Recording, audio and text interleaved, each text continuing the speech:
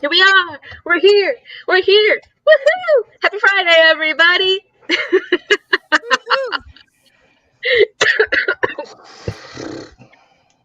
Oh my gosh. She died. This is an excellent start. We've done well. She's like, take the wheel. Take the wheel. Have some water. She got Here you so go. excited. Oh. She got so excited over our Friday sprints that she's And having they an are attack. very exciting. Yeah, I mean, I don't blame you. I'm just so sad that this is our last one before the end of the year. I'm just so sad. Right? Like, that didn't even register with me. Now I'm sad. Oh. Here we are, friends. The last BookStara sprints before the end of the year. As you know, we've got the wonderful Danielle from BookStara and Page from Page to Page, and we're all hosts of BookStara Readalongs. And if you haven't checked out BookStara Readalongs, did I put it in the description of this video? I don't think I did. Maybe I did. Look in the description. I think there is a link to our. We're sort of in a transitional period right now because we are just about done with the series we've read for this year. But we will be reading a series next year. We still have our side quests, though, so yeah. Stay tuned. Because we'll be doing announcement videos at some point. Maybe. We hope. Yes. Announcement videos. Right. At some point. Natalie says, well, if it isn't the people I'm buddy reading The Night Circus with. The book I spent all day reading, and not just 30 pages. Okay, so I got distracted by Etsy, but I'm reading it now. Etsy will do that. Etsy Yeah. has that effect. Oh, why Just is it released this recording? pile of laundry behind me. Don't mind that. And Erin feels bad for me because I was coughing it. The second you came on, I probably was choking to death. Just What your a favorite Wednesday pastime. What? Choking to death. Oh, man. Hey, Jean. You guys can do one in December to finish off books before the new year. Maybe. Oh, sprints? You're like, I'm tired. I need a nap. I mean, I probably will do sprints on my channel, but I don't know if we'll do BookStara sprints. If we feel like it, I don't know. It's up to you guys. Yeah. I'm always down for sprints, so I will have to see what my new roster's looking like for next year. What? Oh, yeah! Sweet! It went really well, so I'll find out this week. Paige had a job interview. At my local library. Sorry, say it again. Talked over you. Oh, you're right. At my local library. Oh my gosh, that's awesome. That's very good. My schedule might not be as consistent on the weekends next year. But that's okay. We'll figure it out. Fair enough. Who cares? I'm excited for you. Who cares? We care. Well, and it's also like a big deal because there's not as many libraries where pages. So like the opportunities don't come up very often. Yeah. They really don't. Yeah. Super exciting. Hello, Alicia. Hey, girl. Hey, Amanda. How's it going? Sherry. Hi. Hey. Please give me motivation. What are you reading right now, Alicia? I think you probably told. I saw probably through Bookstagram, but I can't remember. Hey, Shelly Belly. Love you. It's hard. It's a little hard to hear Paige. I was unwrapping a calendar. And I can speak up if need be. Living the dream. Natalie's living the dream. Oh, I thought she meant Paige as a librarian. Oh, yeah, that's right. Paige is living the dream. Yes, so it has not gone through yet. Yes, we're not going to jinx her, but look, we've got some dancing girls for you. We have hope. That's all. We're hopeful. Yeah. That's awesome, Paige. Yay, Paige man. Yeah, I'm so glad that it went well. Like, that's the first step, right? That's the first step. At least you feel good. You feel confident about it. That feels amazing. Yeah, I mean, at that point, it's like if it works out, awesome. And if it doesn't, you know that's you okay. represented. Yeah. It was funny because like two of the interviewees know me because I'd done a 2-week placement there. They asked like the first question, and I was like, la la la la la la. I'm sorry, that was a lot of words in a very short period of time. And then everyone was just like, hee hee hee hee. And so it was all chill. So, yeah. Everybody wave. I'm creeping at you. Many creeping. Much love. Pages. Trying to finish The Merciless Ones by Namina Forna, and then going to start The Very Secret. Oh, I've heard that's really good. Mom loved The Very Secret Society of Irregular Witches. That is a mouthful of a title. Yes. Is The Merciless Ones a sequel to The Gilded Ones? I didn't even know that came out. I still haven't read The Gilded Ones. I have it. It's sitting over there. I have copies of it. Oh, from like book boxes and stuff? I got one from a book box, and then my friend had bought it for me for my birthday in the same month that it came. So I was like, I like both. They're both special editions. Yeah, that's hard when they're all looking really good. And Jean's got lots of fingers crossed. Okay, so what are you reading? Go ahead, Danielle. Tell us what you're reading. I know it says it right there, but just, remind us anyway. I am currently reading Dear Edward with the lovely Jean, and then I am also reading The Night Circus with Amy, Paige, and Natalie. Yeah, and they're both amazing. And I was telling Amy earlier that I finished the audiobook of I'm Glad My Mom Died Today, and I recommend it. 5 stars. It was amazing. Read by the author. I loved it so much. Like, did it break you in 1,000 ways? I was crying. Oh, I was crying. Yeah. Yeah. Like, yeah. I was so invested. Like, I was along for the ride for sure. Yeah. Yeah, and I've put it on my want to read list now because I don't know anything about Jeanette McCurdy, but everybody loves it so much and it feels it's so impactful that I'm like, you know what? And I was talking to Danielle about this a little bit before. I was like, maybe it doesn't matter so much if I don't know her as well, if the story is that good. Like if her situation, I told her if anything, like she could watch a couple episodes of iCarly. Like I'm sure she could find them on the internet or something Disney like that. Channel, Like, right? oh, that's who that is. Paramount. Oh wait, no. It was Nickelodeon. Nickelodeon. I'm sure. But I don't know, like, how you would access it now. But probably streaming it somewhere. Yeah. Paige, what about you? What are you reading? I don't have it in front of me because I was just filming next month's TBR. But The Night Circus, because I need to read my section for today. Although I think I am like a section ahead because time zones are a thing. You're ahead of us, yeah. Also, I'm adoring it and really don't want to put it down. So and then I'm also reading Black Sun. But I am starting the 75 hard reading challenge today, which I saw on Ruby Breeds' channel. Is that her channel? It was Ruby's channel. She just put up that video yesterday. Yeah. And I've decided to just go for it. So I do need to read half an hour to 60 minutes of an e-arc. So you're doing it with arcs?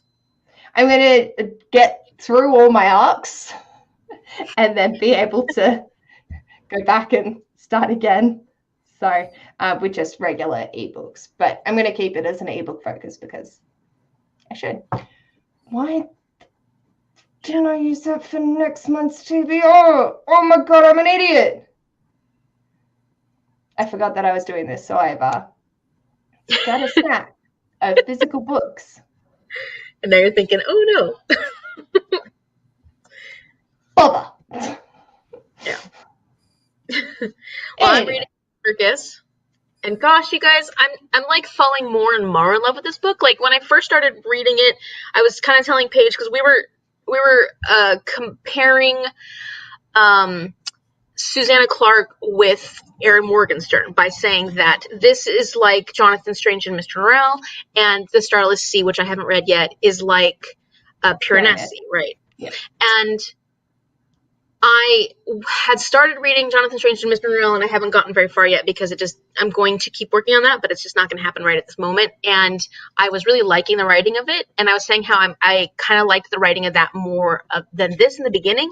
But this is one of those books where I'm just slowly falling in love with it, like more and more. And if I think about the clever details of the story and how creative Erin Morgenstern is with the creation of this circus, I'm just like, it's so lovely. I'm really starting to just fall head over heels for this. Like, it's like a tumble. I'm tumbling. And it's not that I didn't like it at first. I was just thinking like, oh yeah, it's not quite the same writing style as the other, and I think I might like the other better because of the writing style. But then now I'm just like, oh wait, no. Yeah. You know? So I have a question for you. At the beginning of like the chapter titles, you know how there's like a date that also like accompanies the chapter titles. Those haven't like necessarily been registering with me other than the fact that I think we're having like some forward motion. There's not like back and forth happening, right? Like A little bit. Bailey there is in the, is yeah. Yeah. Bailey's Bailey's story, in the past. no, in the future. No. Bailey's storyline's in the future. Oh, okay. I need to pay a little bit better attention to that. I might even go back and just look and see. It's I'm hard. not paying attention to it, but I'm sort of the way that she writes. It's like, oh, okay, I feel like this is more. There is something that there's time that I've missed, but we haven't actually like experienced it yet. Yeah, I feel like the timelines are fairly straightforward in the read. Not fairly, obviously Bailey's, you can't tell that, but you can tell it because he's met the redhead girl who's the twin, one of the twins. But I kind of notice, I look at the date just to see.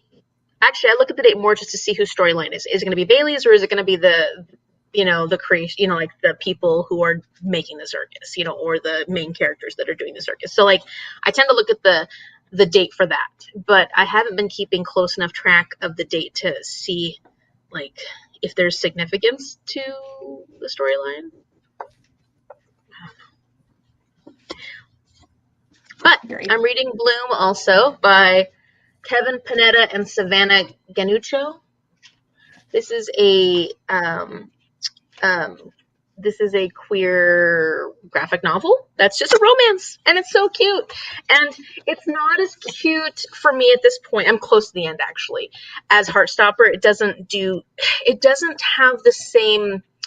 Gosh, there's something about that tension that builds in romance that's so much fun. That and you can see it in the facial expressions, and Heartstopper does it so well. The facial expressions in Heartstopper to me are incredible and create that tension, whereas I feel like this doesn't create it in the same way. This is cute, this is sweet, but it doesn't have the same level of, I don't know, the art's just not doing the same thing for me that Heartstopper's art did. And the art's not that much different, but somehow the facial expressions or the way the dialogue matched up with the facial expressions, it's just not like, this is fun though, it's cute. I mean, but it's just not quite the same impact as I wanted it. Like, I wanted it to be, I don't know.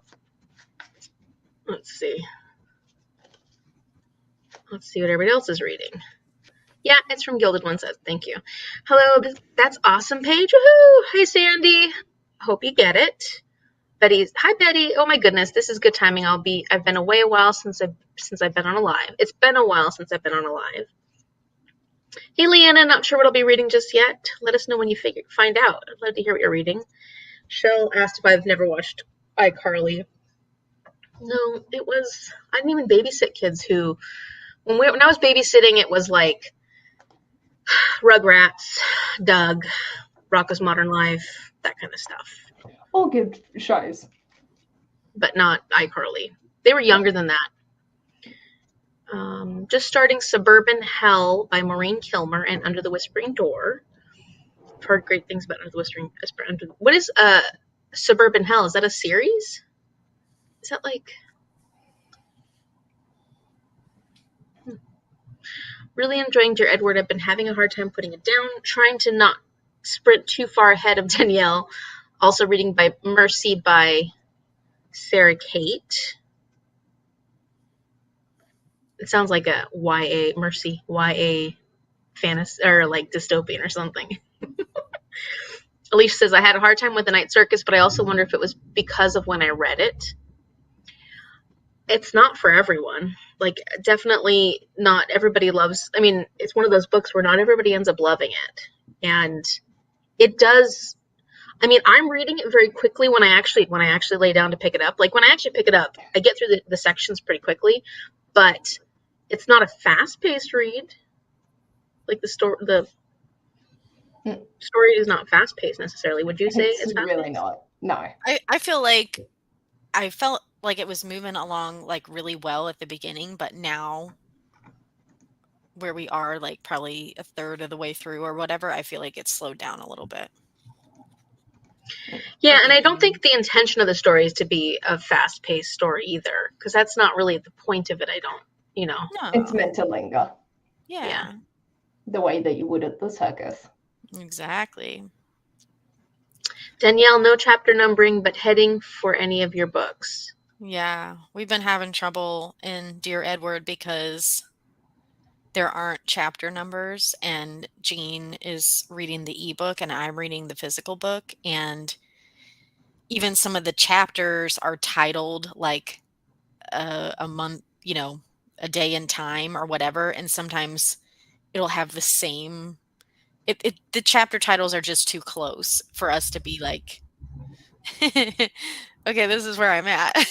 But luckily it's divided up into parts, so like now we're working from part 2 to part 3 and just gonna read straight through like Wherever, that. whenever. Yeah. Oh my gosh, yeah. That can be really tough, though. Like, yeah. I like when there's clear clear breaks. Like, this is even Night Circus was kind of hard because Paige, you had to go through and like divide it up into sections because it's not like you have chapter 1, 2, 3. Yeah, and considering we're doing it in a 2-week period, so we had to like just sort of wiggle it. I'm surprised I'm keeping up. To be honest, this is the best It's small enough chunks. It's small enough chunks. I haven't done this well in a book in a buddy read in a long time. I'm feeling pretty accomplished right now. I'm still trying to finish yesterday, and then. Well, me too. But I mean, like, I'm not like with Jonathan Strange and Mr. Monroe. I'm still on like day 2 or day 1. Oh. At least as that section breaks for the chunk along that will always stay in the Discord. So like you've got your section, so when you get to it, it will be there. Yeah. And it would sort of be nice having you like come in at random times, and then I'll be like, oh yeah, that. Yeah, exactly. Yeah, I'm excited about that one because I am still planning on doing a spoilery vlog of it too. So it just wasn't the right time to throw it on you. All right, it's okay. I'm excited about Night Circus. I'm happy we're doing that, and that feels good to me right now. I've been looking forward to that book for a long time. I've had that book since like 2 Valentine days ago. The Night Circus. Yeah. Yeah.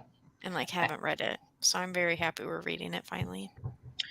I got it towards the beginning of my booktube time because it was so, so popular. Erin Morgenstern was so popular. So I ended up getting the Starless Sea and Night Circus. Mom read it when I first got it. She really loved it too. I don't think she's read Starless Sea yet, but yeah, it's just taken me that long to get to it. And I'm happy I'm reading it with you guys though. It's just so fun. Like, and it's fun to just kind of, even though we're just touching in a little bit here and there each day, it's nice. It's fun. It's something about just knowing that your friends are reading it too, like, and wondering how, if they're being affected the same way that you are and noticing the same things that you do. Like, that's fun. Yeah, it is fun. I got it in July of 2020. Oh, okay. Okay, for a little while too. Cool, then it's good we picked it up. I'm going to read Pumpkinhead, Spy Family, and Shady Hollow. Ooh, that's fun. Pumpkinheads, I've heard pretty good things. Have any of you guys read Pumpkinheads?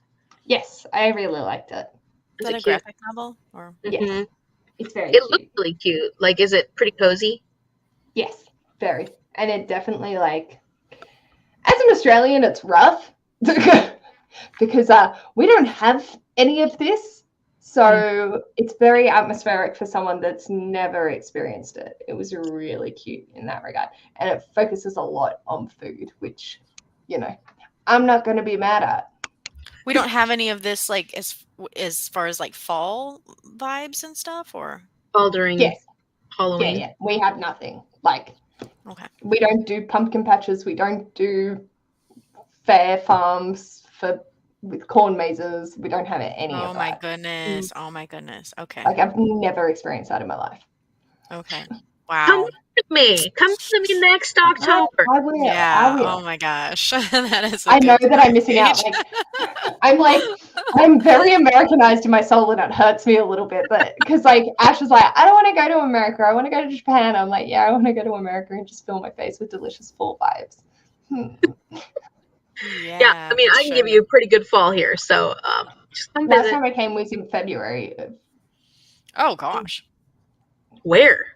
Yeah, I was gonna say, where'd you go in I February? did Seattle and Portland, and then did a Kentucky for what is it? LA. That's the one. LA, Vegas, and New York. How was the weather at that time of year in February? Cold. Yeah. Very cold. It was very February's sleety. Very sleety. I danced on top of the Empire State Building in the rain. Oh, that's cool. And then it started sleeting, and I'm like, yep, I'm going inside now. February. Ooh. We stay inside in February. Yeah, for I sure. came for my 21st. Oh, that's so awesome, though.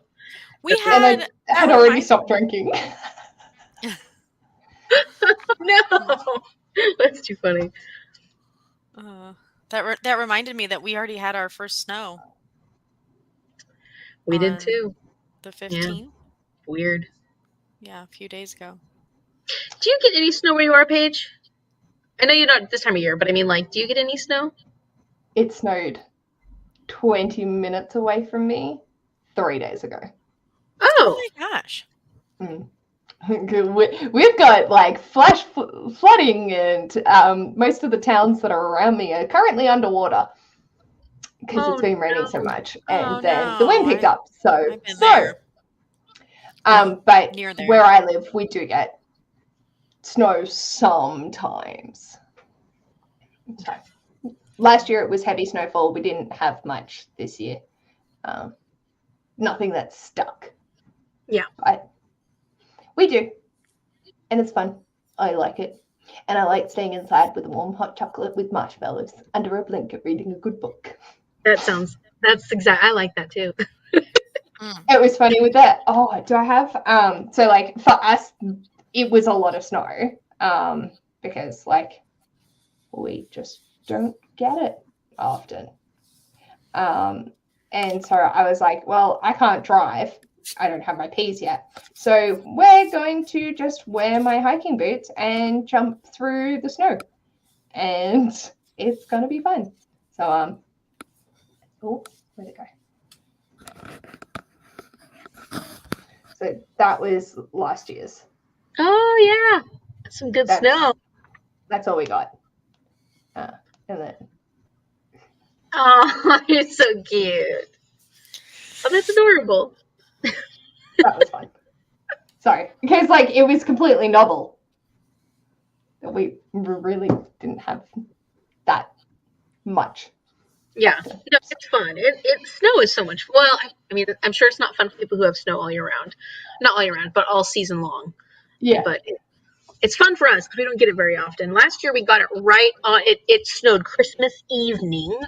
We woke up to snow and a lot of snow, so it was really awesome. I love that.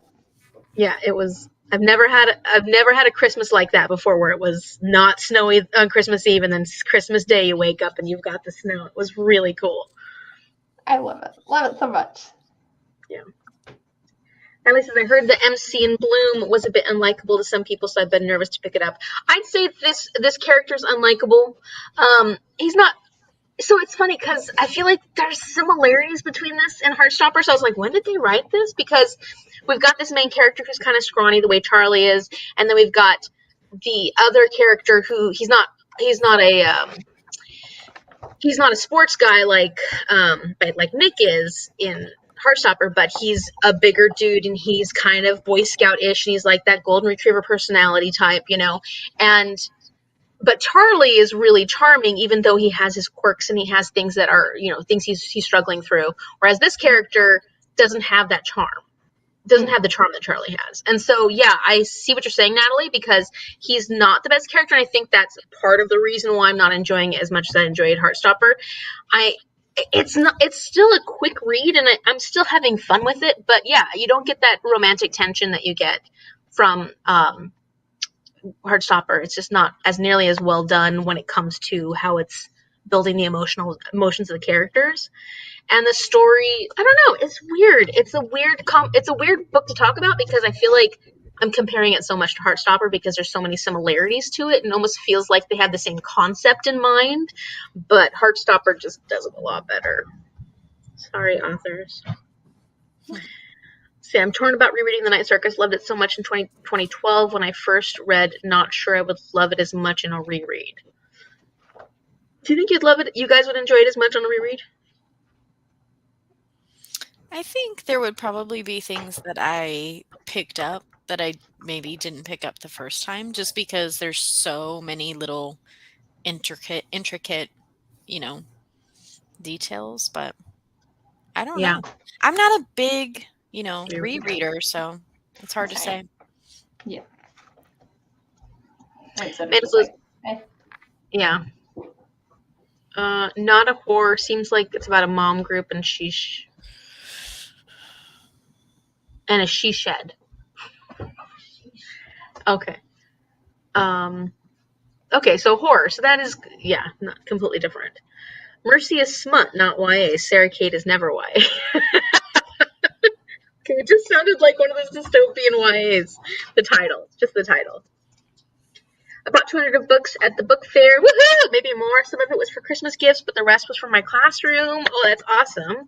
Now I have a stack of books for my TBR. Woohoo! That's fantastic. That's so fun, Betty.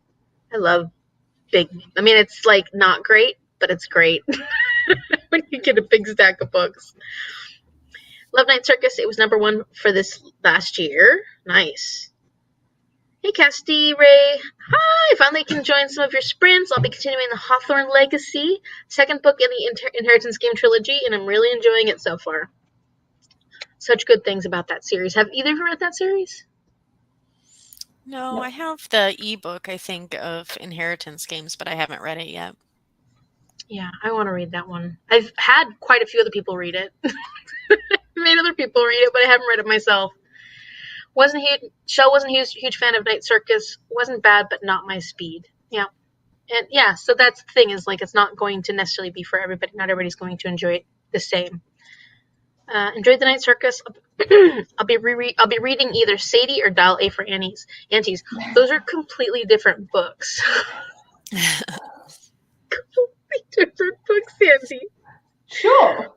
As long as you're having Gotta fun. mix it up, man. How's your day going, Sandy? Has it been a really good day or has it been a really bad day? Do we need to medicine people or? Yeah, well, actually, there's murdering in both, right? Oh, yeah. Yeah. Do we need to stab someone or poison them? I'm going for foot-toe surgery on Monday, so not sure what my reading. Oh, well, I hope it goes smoothly, Jean. I hope that you recover quickly and that you feel, stay strong. Hopefully, you'll get, you won't be in too much pain. Taking your place as the snail reader. Thank you. I'm glad. I'm okay with that, Natalie. It's not me for once. I'm excited about the Reindeer Readathon in December. Anyone else joining it? I think Shell's doing it. She usually does it every year. Are you guys doing Who's that? hosting it? Erin from Break-Even Books, I believe. Is that? I think that's right. I haven't looked into it yet. I'm waiting till I start prepping for my thing. Eric from Break-Even Books. Oh, I thought you said Aaron. Okay. Yep. I think he does it. I think I'll read the Starless Sea for one of the prompts for the reindeer readathon. So you weren't as crazy about Starless Sea, right, Paige? Yes. I said that I liked it more than I did because it was popular. And then I've reflected on it and gone, you know what? Actually, that really wasn't my kind of cup of tea. Okay. So. Thank you for your honesty. Yeah, welcome. Most of our trees are, so most of your trees aren't deciduous over there? Yes. A lot of evergreens? Yes. Okay. Which, it makes it rough to have the changing of the leaves and the falling of the leaves. When I lived in the USA for a year, the fall festival in America was were amazing. Wish we would have similar things in Australia. That's a bummer. I think you need to just come spend some time with us. I continue to have never seen snow. That's easy to do in Australia. Erin's never seen it in her life. Never seen snow, yeah. Yeah, that's a... Well, go visit Paige. You're more than welcome to whenever you want. Like, I'm like inviting people to your place. Go visit Paige. Yes, please. Jean says, after I posted on Instagram, Dear Edward had leaves falling on the snow because they haven't completely fallen. Yellow leaves on snow. That sounds pretty. I remember one year I got a picture. I think I did. I don't know what I did with it, but I can remember it in my brain at least of like a tree with like the pinky red orange colored fall leaves on it and snow. Like the leaves still on the tree, snow on the ground, and like a little bit on the leaves. Like so pretty, but also it's like, wait, this doesn't look right. Stacey can't stay long, just stopping in to say hi. Sorry, you're probably gone, Stacey. It's taken me a while to get through, but hi, bye. Hey. Hope Ina says, hello, I'm going to read my glad my mom died. We talked about that. Also haven't seen snow. Come visit. Poor people. Go visit me. Lee said, when I was a kid, I was convinced that if we didn't have snow for Christmas, then Santa couldn't come to my house because how was his sleigh going to land without snow? Good question.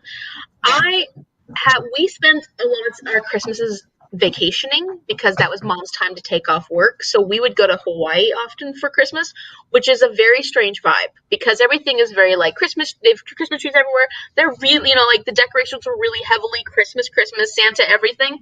But like it's beautiful weather and like you're on the beach. It's definitely there's a vibe, isn't there, that is set for Christmas time based on, well, I guess like our society here in the US, or and that's not how it is for everybody else everywhere else. Nope. I get sad like on the years that there's no snow at Christmas time. Like it is not the same.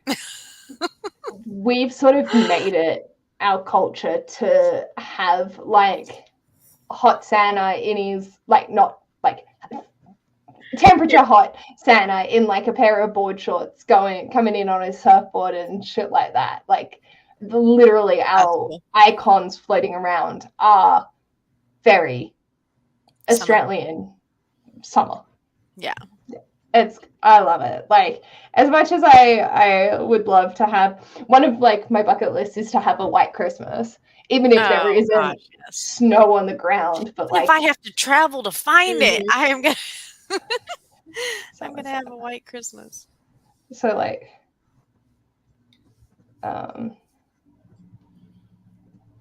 literally just all of the iconography is so unbelievably Australian. Oh yeah, wow. yeah. Mm-hmm. Yeah. It's just normal. Like we've adapted the Christmas songs to be Aussie. Yeah. Okay, let's try and get through these quickly, and then we'll start a sprint. Let's see. LOL, I live in Canada, and so we have snow all the time, so I don't love it. So it's cute to hear people be excited about it. A town near me has already been the second coldest place on Earth this season. Yeah, that's rough. Concerning. That's not fun. I I like cold, dark, dreary weather, which is not like a lot of other people. Oh, like, I feel like I should move somewhere where it's a little bit colder, like, because, like, all my family, my family especially, like, they complain when it starts to get cold, and I'm like, "What is wrong with you?" Like, I like it, and, like, I have to listen to them, like, complain about it being cold, and I'm just like, "Stop."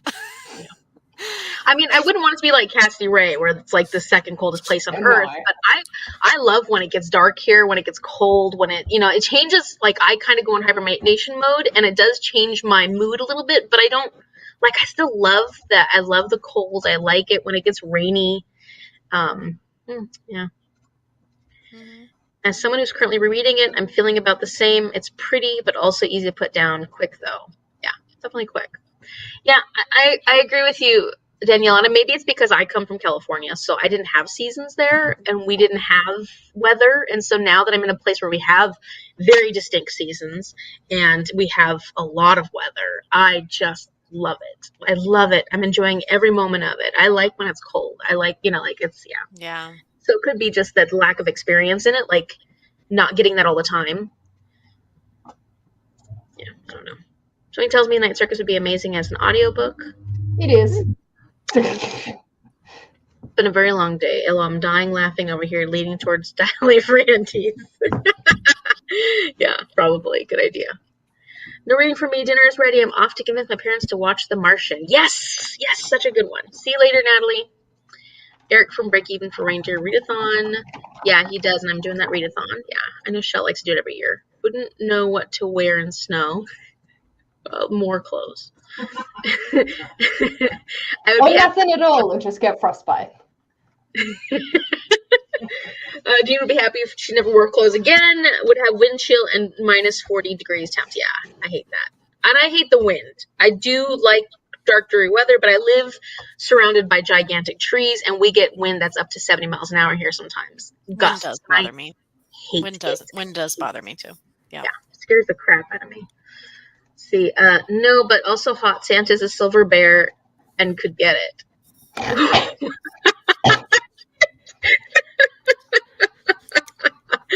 Wow. It's been 17 Fahrenheit here in wind, so very cold, Sherry. Oh my goodness. I agree. I love cold, dark, dreary weather as well. Family also complains when it gets cold. I hate the heat, and I'm an Australian. Nearly everyone here complains about the cold. Yeah. My friend was telling me how she's like, it's getting so cold here right now. She's in San Diego. It turned 60, like in the 60s. And I was like, I sent her my weather for the day. It was like 33 degrees in the morning when I was going to school, and I sent her that. I was like, you tell me about your 60-degree weather Fahrenheit. I never know funny. like what to do when people are complaining either, because like I'm not like necessarily like a confrontational person. I don't always like have to be heard or like let my opinion be known or whatever. But like sometimes I feel really frustrated inside. I'm like, okay, like I know you don't like the cold weather, but like can't you just be happy for me for a minute? Because I think this is great. Don't poop on everybody's good time. Oh my gosh. You just say, well, that's nice for you. Let's see. Good to know. I don't think I will reread Night Circus. I don't want to lose my original enjoyment. Yeah, and if you're worried about that, Jean, I would say don't, because you enjoyed it just the right amount when you first read it. Yeah, it's not real winter until it gets to minus 40 Celsius here. Oh, that's awful. Awful. Well, oops, wait. Oh, we hit the 60s here in Florida. Everyone's freezing. That's what I mean. That's what I mean. 15 degrees Celsius. I just sleep in that, but I do not want that for when I'm not under blankets. Yeah, that's hilarious. warm. That's like almost summertime. That's springtime here. 60 degrees is spring. So we're like, oh, it's beautiful spring weather. That's cold. Yeah, that's like it's currently, what is it currently? Where is it? Oh, it's 19 degrees. Oh, shit, it feels a lot colder than that. you're the wuss. What? Come on, Paige. Come on. You're the person you're like the Floridians over there. Yeah. It's funny how like growing up in different places really impact on your ability to deal with the weather. Oh yeah. Well, because I think your blood consistency actually changes when you are in a different place. Like I think that it actually changes. Like, isn't it? Doesn't what is it called? I feel like there would be a physiological response. Yeah, I'm pretty sure there is. 26. Ooh, Erin, I'm on my way. warm. I want to be warm. My All mom right, said let's that get. even as a baby, I didn't like to be hot. Like, I would scream and cry. Yeah, my nephew likes to run around. Well, he's 16 now, but he just always run around like no shirt, even in the coldest days, no shirt. And the people like put clothes on your kids, but he'd just take them all off because he was too cold, too hot rather. He likes cold weather. He doesn't like it warm at all. Viscosity. Thank you, Leanna. Thank you. That's exactly the word I was looking for. I was drawing a blank too. I'm like, I think I know what she wants to say, but like, Yeah, I got nothing. that's the word. 23 Uh, Celsius, nice and warm for Amy. Currently -1 Celsius. Haven't turned on the heat yet. Are you wearing a jumper or a blanket? It's so nice. There's a light breeze, lots of sunshine. I don't want it to Paige be is much hotter. concerned. I have my heating on when it's like 15 degrees to make it 22 in the house. You like it pretty warm. Yeah. Yeah. Well, I like it warm when I sleep, so I turn my heater up at night because I like to sleep in the warmth. I have a hard time sleeping if it's cold. I'll just stay awake and freeze the whole time. Oh. No, I don't like it. I don't like it cold when I sleep at all. In fact, it's probably uncomfortable for other people. I like it really warm, not too warm. Shell will put hers like way high, like 80, 90 degrees. I can't do that. Anyways, let's go on to a sprint. Let's actually do what we're here to do. Sprint, sprint, sprint, sprint, sprint. Okay, how long should we go for? 45. 5. Okay. So what's that put us at? 6:30? Yeah.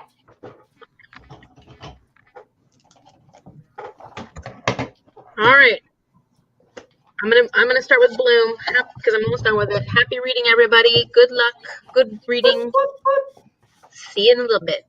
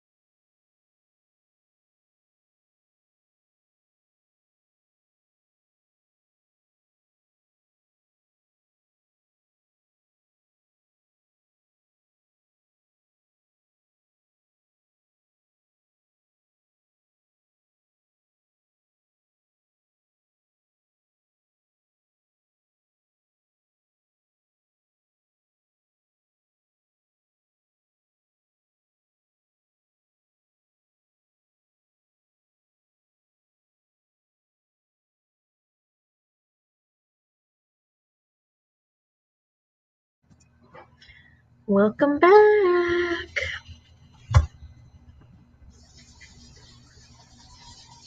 Hello, how'd it go? How'd it go? How'd your reading go? Woohoo! We're back. I read 27 pages. Paige, how'd you go? I read for the half hour for the night circus for calls it for 75 hard. I read 67 pages. Woohoo! So Great I'm job. now a little bit ahead. How'd you do, Stop. Amy? Stop. It's like every page, I swear it's getting better. Like I'm like so I'm immersed. telling you, this is the kind of book you fall in love with, unless you don't. But I mean, like, for me, I'm like, yeah. I love it. And I am paying attention to The dates now. years now. Yeah. Yeah. That's helping. So I finished Bloom. I'm gonna give it 3 stars. I saw that you did read it, Paige. How you ended up liking it more than me? What'd you think of it?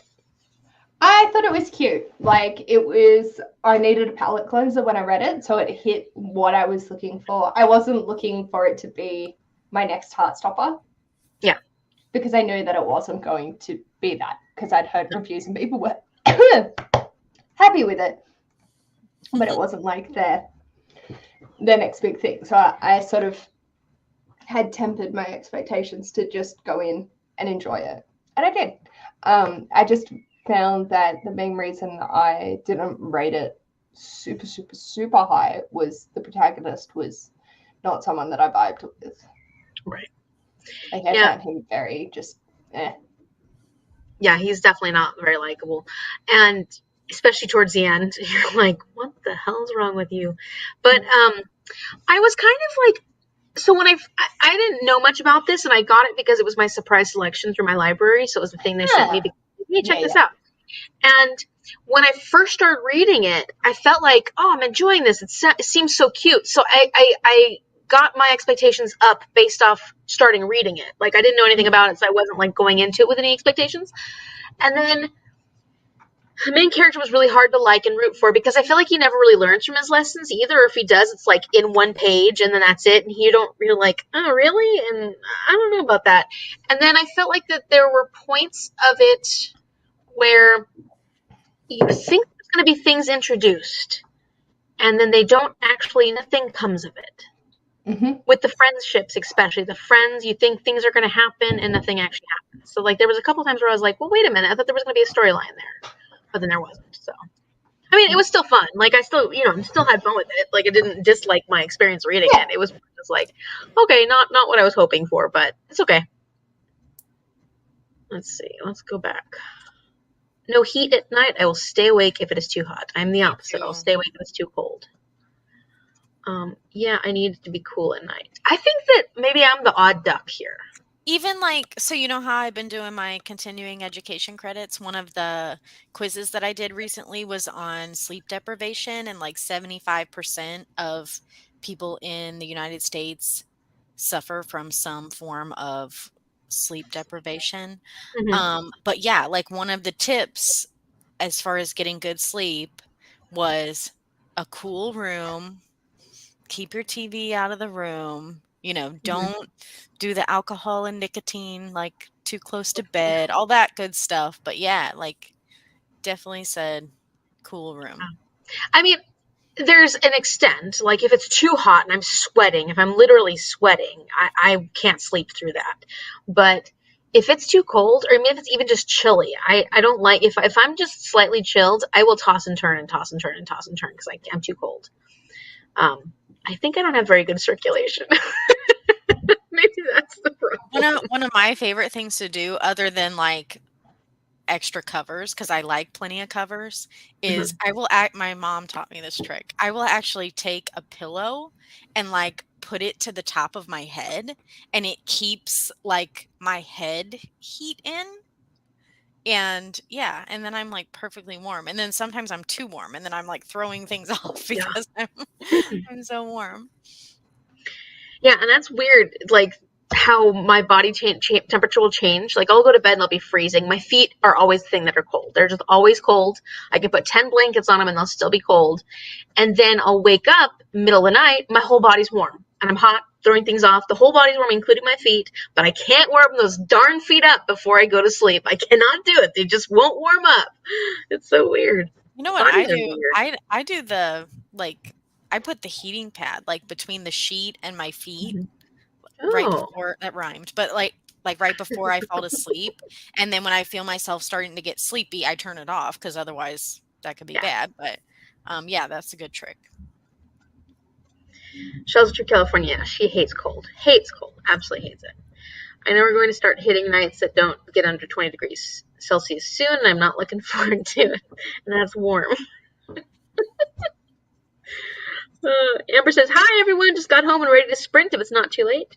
We just had done our first sprint at that point. Hi everyone. Hey Ash, just finished work for the day and I'm keen to get some reading done. Woohoo! 35 pages and finished the Merciless Ones. Awesome. Did you enjoy it? On to the next one, the next sprint. Did you enjoy it? How'd it go? Have either of you read Gilded Ones? Wait, did we already ask? I already asked this question. No, I think I might have it like on NetGalley or something, or like I did ask this question. Yeah. Because Paige says she has multiple copies, right? Yeah. Sorry, guys. Decided to go light and fun with the new graphic novel Twig by Young and Strong. That sounds... Twig, what's it about? Makes me think of Groot. I don't even know. Yeah. I don't even know what Twig is, but that's like immediately what came in my head. When I was in high school, we had our elections for becoming student body president. And one of the big jokes we put in was we created a character named Twig, and he was an actual twig. And we did like even promotional videos and stuff like that, campaign videos and stuff. We did a whole thing.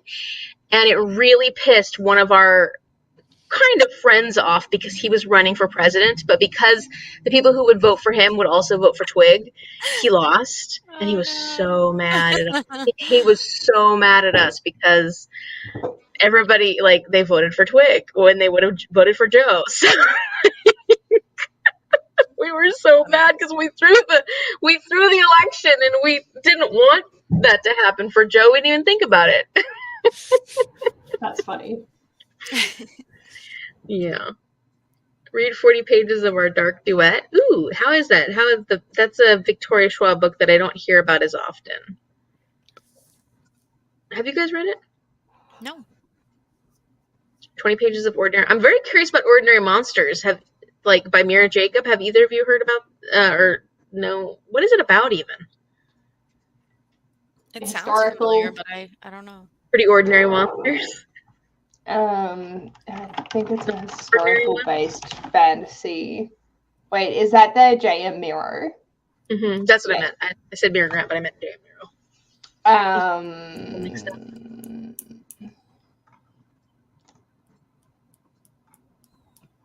Yeah, not sure.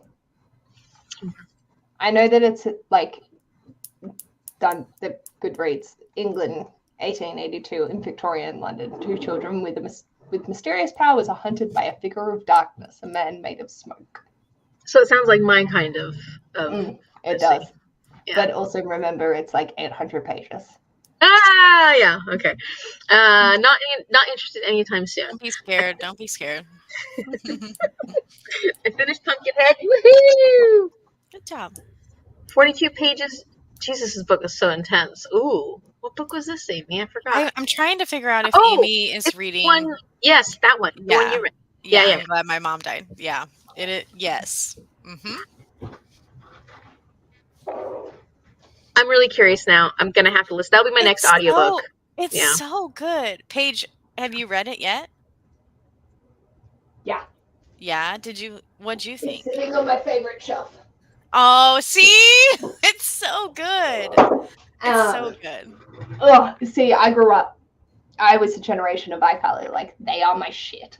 Yeah. And to read what she was going through and to have been... I will literally start crying, like, if I think about it. Like, I just can't. There's a lot. Gosh. There is so much, and her mother was fucking appalling. Yeah. There's a lot that goes into it. There's a lot of trauma, and yeah, it's not just about. That's what I was telling Amy. It's not just about iCarly. It's so much more. It has like nothing to do with iCarly. Like essentially, it's like talked about, but it's her relationship with her mum and how her mum has forced her ambitions and wants and desires onto her onto a child, and just the lengths that she would go to keep her. I was mentioning some trigger warnings earlier. Yeah. Yeah, it was a good, fun ride. Like, I still gave it 5 stars, and there was a lot of descriptions of vomit in it. So, that it was more impactful than my phobia, which is a lot. Okay. It'll probably be my next audiobook. I'm currently listening to Clap When You Land by Elizabeth Acevedo, but I am, and I had stopped listening to it because I love Poet X. It's like one of my favorite books of the year. And I had started listening to Clap When You Land, and I just wasn't in the mood for it. So I started listening it again, and I was really in the mood for it at the beginning of the week when I started it. And then these last day or so, I just find myself having to rewind over and over again. Even though I love her writing, this one it's not keeping my attention as much, and I just don't know if it's my own mindset because her writing is so lyrical, and it's poetic, and so it like. But I feel like when I listen to Poet X, I never had any problems with having to re-listen. So I don't think I'm disliking Clap When You Land, but I'm just wondering why I'm having a harder time getting into this one than I did with Poet X. Because it's not as strong. Okay. Yeah. I love Elizabeth Acevedo's work. I've read Clap When You Land, Poet X, and With Fire on High, and all 5-star reads. But Clap When You Land was probably the weakest out of all of them because just doing the back and forth just sort of disconnected, and there was no real proper flow with it. Whereas with Poet X, it was just all lyrical all the way through. There was always momentum. Whereas with this, it's more choppy and changey. Yeah, and that's a very good point, because with Poet X, I was like, every section was just gorgeous. Some were more gorgeous than others, but my emotional involvement was huge with Poet X. I was there, I was choking up all the time because it was just so good. The writing is so gorgeous. And this one, I feel like I have to keep warming into my emotional involvement for each section. And maybe you're right. Maybe it is the changes between characters, but I don't feel like the changes are abrupt or anything like that. It's just, I'm not feeling the same level of emotional impact as I did with Poet X. Poet X, the impact of that one is so heavy. In this one, I'm just it doesn't have quite the same punch. Yeah. I want to be. I wouldn't worry. I wouldn't say that it's your brain. Okay. Because it could be. I've been struggling lately. Sorry. Jean watched The People We Hate at the Wedding. Is that a movie or a TV show? Have you guys? I've never heard of it. And 13 screens of Dear Edward at 60%. Are you there, Danielle, or did you freeze? I'm sorry. I'm still here. Am I frozen? No. I'm just I was distracted. I'm reading the comments over on the side and grinning at all that. And then, yeah. I thought you meant for a second, are you at 60% of Dear Edward? And I was like, I'm gonna hit Dear Edward after I get caught up with my pages in Night Circus, which I'm almost there. So yeah. Jez got through 24 pages. Hey Jez, you never told us what you're reading. What are you reading? 28 pages in one and 10 in the other. Nice. Yeah. Read nothing and went on Kindle shopping spree. I read that earlier and grinned. I'm like, yeah. That's a sprint well spent. Alicia knows you might be in trouble, Amber Jen. Bloom just doesn't have the emotional impact that I would prefer. Yeah, I had the same experience. I was going to edit, and then I ended up just playing with Libby until I got dizzy. Oh, cute. Part of the going to sleep process in your body temperature is your body temperature needs to drop a little bit, I think. Oh, I need mine to warm up. Except your feet. Like, your feet just need to be warm. Yeah, maybe I should just cut them off. Yeah. Yeah. Well, my mom's like, she has the opposite problem where she gets really hot feet. And so she's just angled the beds so she can just put them on the wall. Oh. And because they live in a unit, it's just brick. So it's always fucking cold. And she's just like, unconscious. Yeah. It's just, I don't know what the deal is because I feel like my feet aren't always cold, or I'm not always feeling like my feet are cold until I try to go to sleep. Yeah. And then my feet are, and it will keep me awake until I can get them warm enough to go to sleep. And then I put my freezing cold feet on. Do you take like a fish oil or like an omega or anything, Amy? Yeah. Occasionally, we don't take our. Mom says, "Yeah, we do," and I said, "Yeah, we take our vitamins like once every other week now." Oh my gosh. I'm like the old granny with like her little like days of the week like pill box. Like that's me. Like I'm Why religious. you calling me out like that?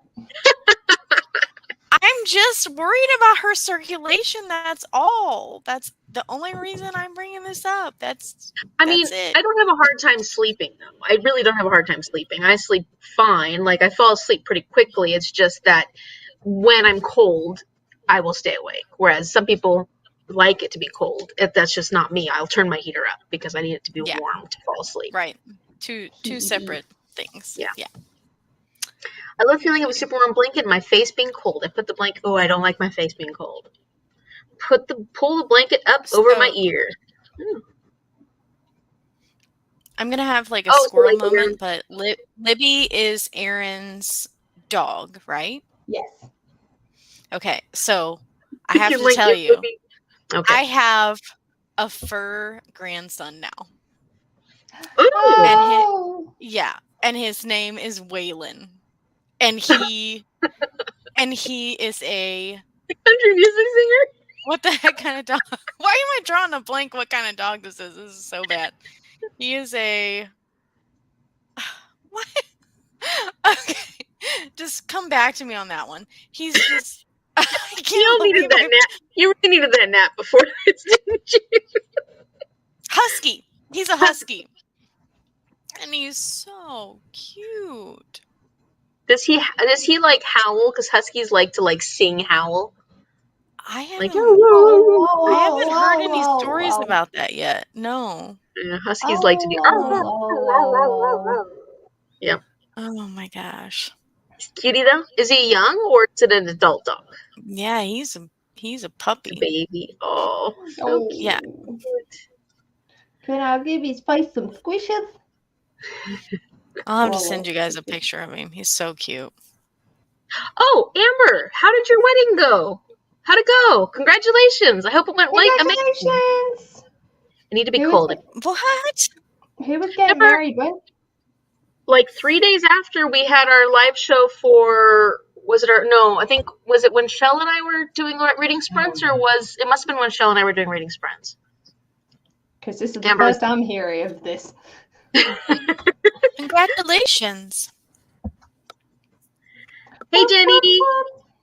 Just finished my book I was reading today. Got to pick out another one to keep sprinting with y'all. Yeah, what are you going to pick?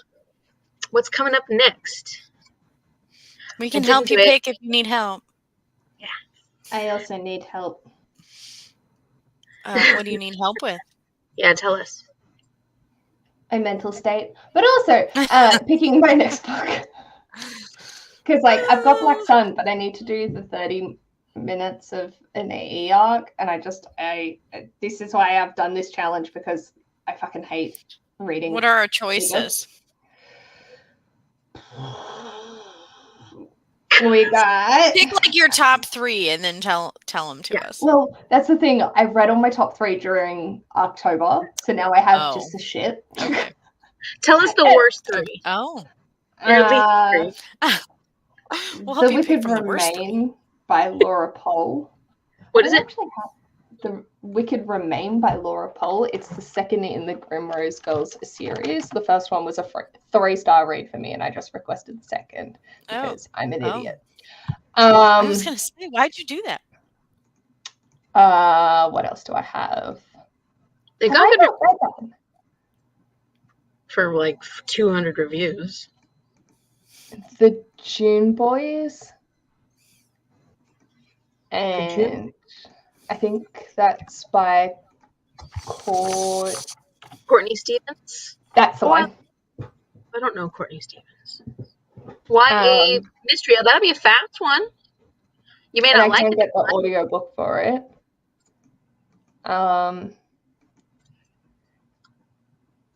And Odin's Child. Reverie would probably be lower on my priority. Reverie? How do you? By Ryan Lasala. Reverie.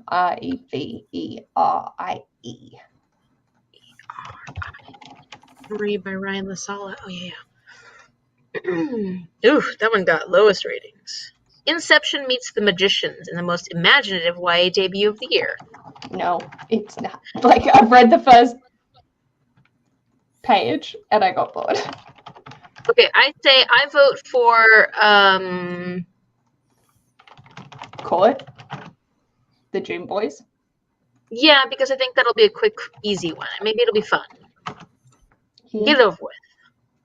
Get it over with. It's not a fun way to think about books, is it? Get it over with. Well, that's what I'm trying to do this challenge for. It's to knock them off. I just think that would be a quick one. Yeah. This sounds like torture. What one? All of The this. challenge. Like reading books you don't really want to read. Well, I should. I've made a commitment to them. Like. Well, I do get that. But also. Go with the one Amy said because I was like, I didn't know. The June Boys. I got nothing. Right, I think that's a good place to start, just because it'll be quick and it'll help you kind of get on your 75. It'll get you going. Yeah. All right. I will find the audiobook. Merciless Ones. Did enjoy it. Thinks the Gilded Ones are. Wait, I like the Guild. I think I enjoyed the Gilded Ones more, but this book is building to the third one very well, and you find a lot of surprising things out. Yeah, sometimes that is the problem with middle books. You know, they may be really good, but they are building. And there are definitely instances where that's not the case, that the middle book is really good. Yeah. But I feel like a lot of times they suffer middle book syndrome. I would agree.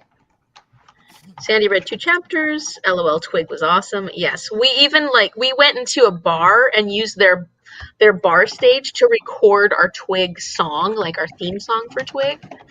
Yeah. Oh my gosh. Oh yeah.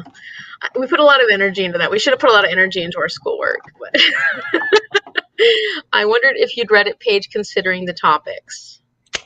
I'm glad my mom died. Yeah. It is a fantasy. Twig is a furry blue creature that wears a twig hat. That sounds so weird. I love it.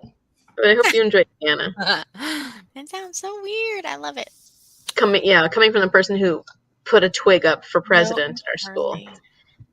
It has almost no card. I probably never watched it, but wow, her family. Oof. Yeah. Still need to read. I'm glad my mom died. I read a quote somewhere shared, and I was just like, what the fuck? Yeah. Would you like to hurt? I think I do. I think it would hurt. I am not sorry that I read it. Like, it was just so real. Like, I don't know. Yeah, my like empath side is like I felt all of it. I felt it. I take a longer look at the words on her headstone. Brave, kind, loyal, sweet, loving, graceful, strong, thoughtful, funny, genuine, hopeful, playful, insightful, and on and on. Was she, though? Was she any of those things? The words make me angry. I can't look at them any longer. Why do we romanticize the dead? Why can't we be honest about them? Like, when I really started crying, and I won't give anything away, but like was when she had an honest conversation with her dad, like after her mother had passed. And and the new like girlfriend was present, like that's when I started crying. And then I really just didn't stop. Oh, I lost it quite a bit before then. Great, that's something to look forward to. I love sad books, though. I was gonna say, if you want to feel something, it'll make you feel No, something. I do love sad books. It's not, yeah. It's And just I've been kind of a little weepy lately, so I probably would be very weepy. Yeah. What were you gonna say? I'm sorry. I was just gonna say that I don't even know how to say what I'm thinking, but like the fact that she wrote this story, I feel like, I don't know, it's almost like deserves is not the right word, but like I almost like want to honor like what she went through just by listening to it, because I don't know, nobody should have to go through that crap. Yeah. It's like I don't know. What issues I thought I had, it made my issues look really pitiful. So, yeah.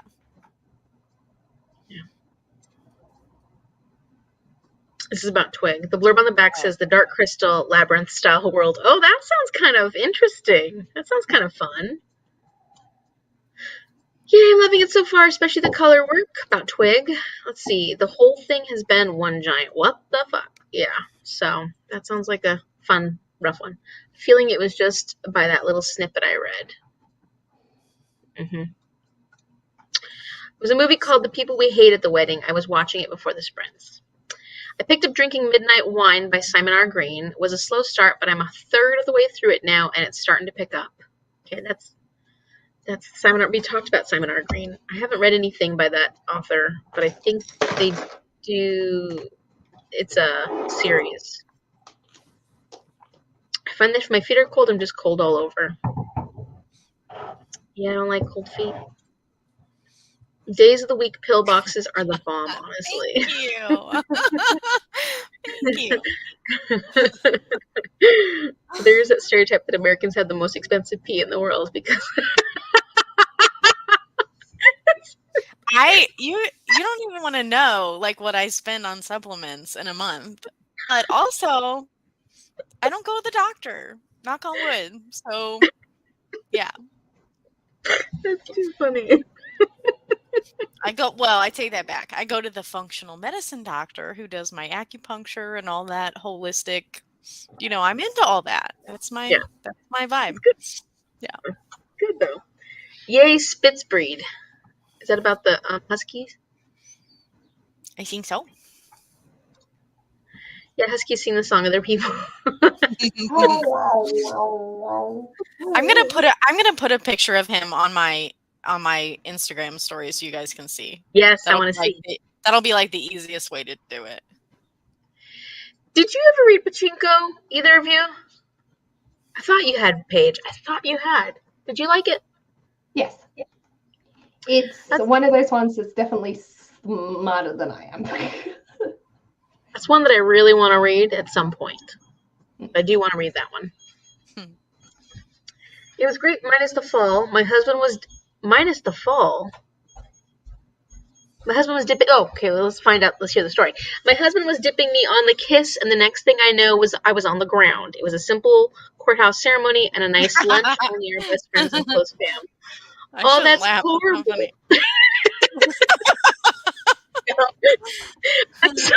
I laughed at all the wrong things. That's horrible, though. Yeah, but at least the rest of it was nice, and you got to be with your close family and friends, and hopefully you're not hurting from the fall, and hopefully you'll be able to laugh at it afterwards, after the fact. Let's see. To be fair, it's a commitment to do free labor for the publisher. Correct. Yeah, that's right. To be clear, I didn't get hurt. I did feel pain for the next 2 days, but it wasn't that bad. I took 3 Advil each day and was fine. We just got our rings this week. Man, so it was a pretty hefty fall.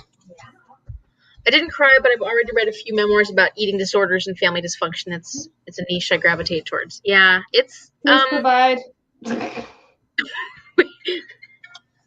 That's my shit. Please provide. Please. Like, I've read Hunger by Roxane Gay. That is also fuck Really? me. Yeah. Like, not her family's just not like horrible, but it's Okay, not great. I put him on there. Okay. I've heard amazing ththings about Roxane Gay, so I really need to try some of their work. I have a Samoyed, and she is like huskies, except all white, and she talks a lot. Aww. Yeah, huskies are like Shiba Inu. They're both in the Spitz breed. Oh, okay. I mean, they do look. I see the similarities, so I could. Okay, thank you for clarifying that. This little guy, his name's Waylon, and like he's like He's gonna be Waylon. He's Waylon. He's like super like compact. Like he's so stout. Like I don't know how to explain it, but yeah, he's so sweet. I like his name's Waylon. That makes sense for a dog that'll be Waylon and I'm soon. like, I love this boy so much. That's fun though. That's good. You're a good grandma. That's what you're supposed to do. Love your grandbaby, grandpuppy. My cry book for this month is going to be Dear Edward, according to the other Amy. I do want to read I'm Glad My Mom Died, but I think I'll wait until the spring. Amy Bowman? Probably Amy Bowman. I think Amy Bowman read it, right? Maybe. I thought she recommended it. Oh, the dog, he's so cute, Daniel. Oh, people are already looking. He's so cute. Wasted by Mari. Oh, here you go, Paige. Wasted by Maria Hornbacher is my favorite, but it's pretty intense with the eating disorder stuff. Okay. That's another like memoir style one. Thank you. Depressing, difficult to read, eating disorder kind of memoir. I don't know. I think it's cool that people are like telling their story. Like, oh, jeez, that's awful. Mom's getting dinner ready, and it's like that squeal, like nails on chocolate.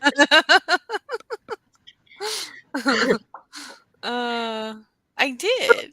Oh, I put him on my story. Yeah, it's on her story. Waylon. The baby. Okay, so how long do we want to sprint for, my friends? Miss, thank you. Oh, he is so cute. He looks like a little wolf. He does. You could make him a bookstagram, popstagram. Yeah. Damn. Oh, my son would love that. Hey, is it okay if I make your dog an Instagram? Oh, that's adorable. Well, good. I'm glad you have a new grand fur baby. A grand pup. I like that. Grand pup. Oh, that's good. Yeah. Grand pup. Okay, so how long do we want to read for? Oh my god! So cute. We got our dose of cuteness tonight. Jean says it was Amy Bowman. She and Krista chatted about it on their live this week. Okay. Oh, okay. I don't want to cry again, but I will. Maybe I need to at this point. Yeah. I'm kind of to that point. I need to just have a real good cry. Sometimes it feels good. Like sometimes it's therapeutic, right? Yeah. What happened? We did something the other night. It might have been last night or the night before, and something's popped up on Ash's Facebook, and he showed it to me, and he's like, "Look at this, it's really cute." And I was just sitting there. I just started crying. He was like, "Are you okay?" And I'm like, "It's just so wholesome." And he was like, "Oh, okay." And like I just instant. You show me something like a cute puppy in an ad, and I'm like, I'm gone. Oh no. Yeah, I am like. Yeah, you know, I knew someone whose girlfriend, when you'd show her any pictures of baby animals, not even when she was in an emotional mood, any pictures of baby animals, and she would just start crying. And I'm like, are you serious? Are you serious? This is not normal. That's me. But now I know what Martinis. happens when she's having feelings. And like that, it used to be like Ash's signifier that I was going to, like, genuinely about to be on my period. But now it's just like anytime. Any old time. I've also gone on the pill, so like it's like it's just whenever. Yeah, well, that stuff screws. Yeah, I'm a wedding crier. Every wedding I go to. Oh, I do. wedding. I Me too. too. Me too. Yes, every time. Oh, me too. Every time. And baptisms. Yep, that gets me too. Mom will cry at like when you go to watch a Probably- game and people probably say the graduation. national anthem. Huh? Oh, the national anthem. Yeah. Like you start everybody standing up saying the national anthem or something like what a group is doing. That's like she'll start crying. Yeah, that's what I'm like. It's what? Beautiful. I think it's just the like collective group doing something and like the awe of that. I don't know. Let's see. I've been debating about travel and now reading about a crash. I'm like, I do want to go to an airport. I don't want to go to an airport. I'm like, do I want to go to an airport? Mm-hmm. No, you don't. That's the hard thing about reading Crash when you clap when you land, because it's like, crashes happen so rarely. But if they happen and they're big crashes, I don't want to be on a plane when it goes right into the, I just don't want it. Amy, I'm driving out to see you. It's gonna be a week-long road trip just to get to you, but I'm not flying. Paige, you might want to drive out when you see me too. I live on an island. Well, take a ferry. I'm just kidding. A ferry. Just take a ferry. The nausea, seasickness is real. She's like, nope, I'd rather risk it. I will just die. That's fine. Go ahead. You go. No, when I flew to Australia, the whole flight was perfectly calm, no turbulence. The whole flight. We're flying along. They give us our wine for wine time. A few people were awake still. Most people were asleep, but we all got our little bits of wine, and we're sitting there, and I'm chatting to my neighbor, and all of a sudden, the plane, no turbulence, goes boom, and like drops like 20 feet or so. No. And the wine goes up, hits the roof, and you can tell who has wine around because wine's raining down on it. The rest of the time, we all smelled wine. That's so funny.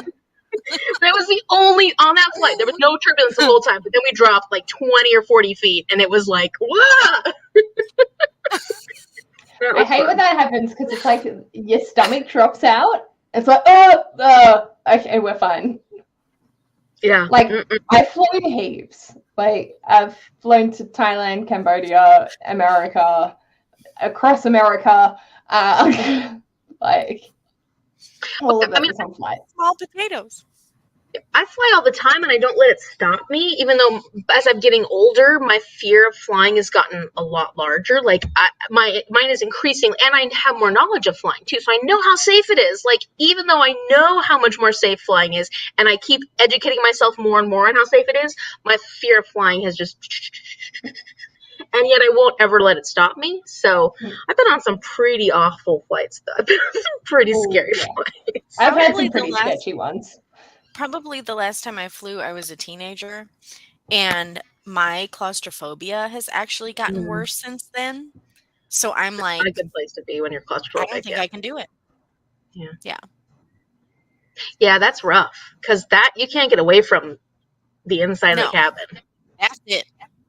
Yeah. I really hate using the bathroom. Like, it's so me too. I just feel uncomfortable. Yeah. Well, I'm a big girl, so like it's not easy. Those bathrooms are so freaking small. I have to like hold on to the handle and like not good. Who wants to hear that? But it's not good. Oh my gosh. Not good for big people. Those bathrooms and they've just gotten smaller. That is wrong. As it tried to fit more chairs in to get more money. Yeah. Oh yeah. Yeah. Not fun. No. Paige, I'm pretty sure I cried reading both the books I'm going to prompt you to read next year, but they weren't unrelentingly sad or anything. Okay, Aaron hey, always Paige, gives by the you way, I really have a sad question books about for that. your. Oh, go ahead. Sorry, Amy. No, please. I'm always talking too much. No. I just had a question about Paige's books for next year and the Yeah. prompt slash book recommendation. Yeah. So, do we just give you a prompt, or do we give you a book recommendation, or do we give you a prompt and a book recommendation to fit that prompt? Does that make sense? Two separate, a book rec and a prompt. It can be, don't have to relate, but I need the two. Because I had kind of like an out of the box like prompt idea, but Yeah. like I don't know. Do it. You could get creative with it. Yeah, It's I'm happy to fine. do whatever. Like, that was the whole Well, point of and changing it up it's one this that year. you could physically do, or you could like pick a book to Sounds great. maybe fit Yeah, that yeah, in yeah. some way. Yeah. Okay. I like I it. feel I like pretty it. good about that. So you're Yeah. saying give you a book and give you a prompt? Is that what you're saying? Yeah, Okay. but it doesn't have to be the book to fit the prompt. Okay. I got you. When did we do that by? Huh? When are we doing that by? When did I say? Third I and think it was fourth or something? the first weekend of December. Yeah. I didn't. Is there an email, or am I not in doing it anymore? No, I said it via you're doing Instagram it. and Twitter, but because I had already told you I didn't send you a follow-up message because I'm a dumb fucking forgot you asked me to do that. It's like I'm writing a note now. What's the Okay, I'll copy and paste what I sent. Because I can do that, because I is smart bean. Yeah. I just don't want to. I don't want to screw up. I don't want to. Oh, I'm gonna excited. forget for sure. And then, like after the fact, you're gonna be like, "Hey, remember that thing you Hello. said you were gonna?" It's no stress. I don't even know if I responded. Oh my gosh, I'm so bad. My husband laughs every time. He thinks it's cute, so he giggles. Oh, when the plane drops? Is that what you mean? What? I thought it was crying at the weddings. The puppies? Oh. Okay. Amy, if it is your husband and flying, is an interesting one. Some people do. Some people do laugh at that though. Like it's more nerves than anything. Yeah, like it's like I'm gonna die. That's not funny. Yep, that's right. Paige, I guess you're flying here. I'm good at flying. The first time my husband flew anywhere was with me, and I had a bruise on my leg from his grabbing so hard because he was so scared.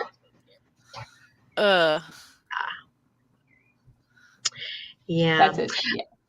I'm not. It's not even like necessarily like a heights thing for me. Like that. It's no, it's the. Mm-hmm.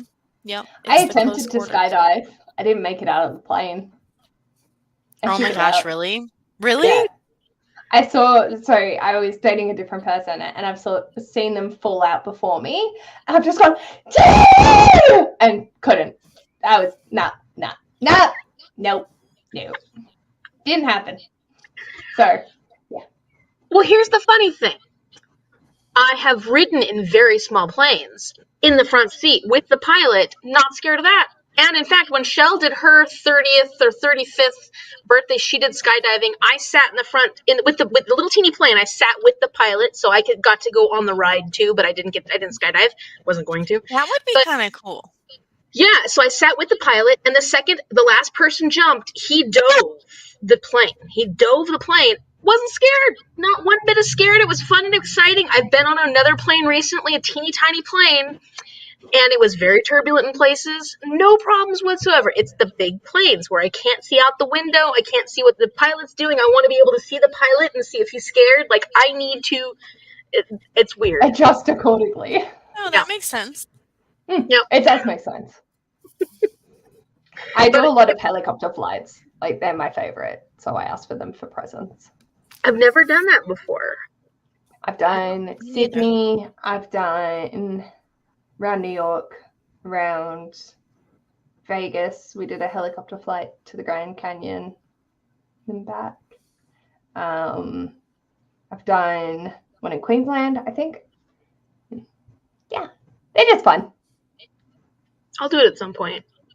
Yeah, haven't done helicopters yet. Being in a place I can't leave around strangers is a nightmare for me, and I'm also big in both directions, so planes aren't built for me. Yeah, and I've gained weight, especially since I started going back to school, and so I'm starting to get to the point where certain airlines I have to ask for extenders, and I hate that. I know people buy their own extenders for seatbelts, and just carry them with them, so they don't have to worry about that. But certain airlines, the cheap airlines, don't. They save like what, a seatbelt costs so much money that you can't just get a slightly longer seatbelt because it's just so annoying. I just am twisting things because I couldn't choose which to recommend, and last time my prompt was basically just to read Millions with me. Correct. I've flown a ton. I get a little nervous, but not much. I've done jumbos and a helicopter and a 4-seater. All flying is good by me. I'd learn to fly if I had the money. I think I would feel comfortable learning to fly because I feel very confident in myself. I feel like, Danielle, that would actually be better for you because you could That would put see me what in a was happening. position of control. Yeah, and I Yeah. could see. Yeah. Yes. So So you it's should not like learn to you're fly, not Danielle. boxed in. Mm-hmm. Yeah, I thought it was a plane It's above your like head. It's the reflection of the fan on your TV, isn't it? Just I was like, oh, that's a really pretty art piece. I love planes. I have a Oh, plane hanging from my ceiling. whoopsie. Yeah, it's the ceiling fan. Sorry, yeah, my bedroom is like completely different right now. I have a TV in my room, which I never had before. fan. And it's just because I love Mark and like I added his book to my shelf. Oh man. Change is good. Change is Right? good, right? Change is so good. It's good space in our lives for other people. This is why I'm single, because I don't think I can make space in my life for anybody else. Okay, how long do we want to sprint for? Do we want to sprint for 45 minutes or half an hour? Should we just go to 0, 0? Huh? Go to 0, 0, yeah. What did you say? I'm sorry. I said I'm good for either. How you feeling, Danielle? How you feeling? I'm good. I might get something to eat, but I also need to eat. Yeah. Okay, let's go to 0, 0 because I'm going to eat too. Sweet.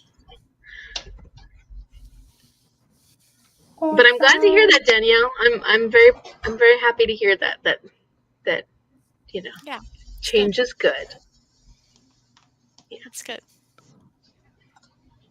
All right, happy reading, everybody.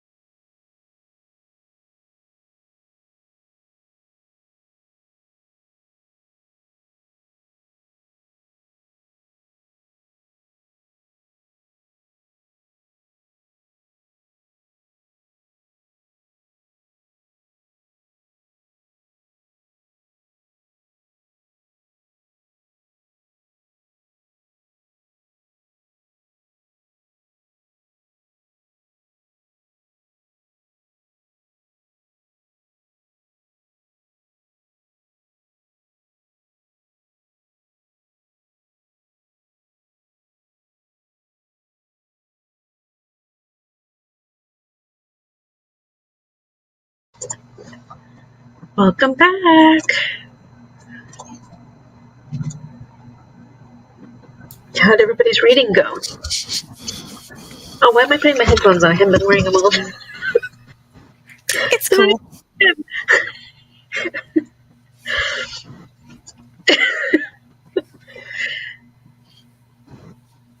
It's been a I long have 2 week. pages left, and I'm caught up in the Night Circus until tomorrow. I've got more than 2 pages. Got about. I probably have the amount of pages. Yeah, I have today's section. But I have like 2 pages left of yesterday's section, and then I have today's section. I swear it's getting better and better. Like, I'm blown away. I'm up to part 3. They just met in the rain. The rain Oh, scene. yeah. Yeah, The umbrellas. Yeah. That's cute. That was good stuff. Such subtle things. These are so much subtlety. It's like so good. It's so good. Oh my god. She mentions the things that matter. She mentions like the things that you're wondering about. That like, yeah. I'm That like, maybe somebody else. I'm beginning to think this might become a favorite book for me. Like, oh, I love it. I love it. I knew early on though. Yeah. well, I mean, I could tell I liked it from the beginning, but like I said, it wasn't, and I liked it from the beginning, but I wasn't sure it was going to be like a book that I was like, whoa, this is going to be one of my favorite books. But as we're going, I'm falling more and more in love. This might become one of my favorite books. I'm very like absorbed in it when I'm reading. I'm like, I'm having to make myself stop like when our sprint is over. Like, it just sucks me in. Yeah. It's so good. So good. I'm excited. Okay. I continued to fail to read or edit and crocheted for a while. Hey, that's good. Like, Crocheting is good. I need to edit my Sunday sum up, start working on that. But I also don't like editing while we're doing live because I don't. My computer is. I'm like really in the zone with reading tonight, so I'm gonna go with that. Yeah. How'd you go, Paige?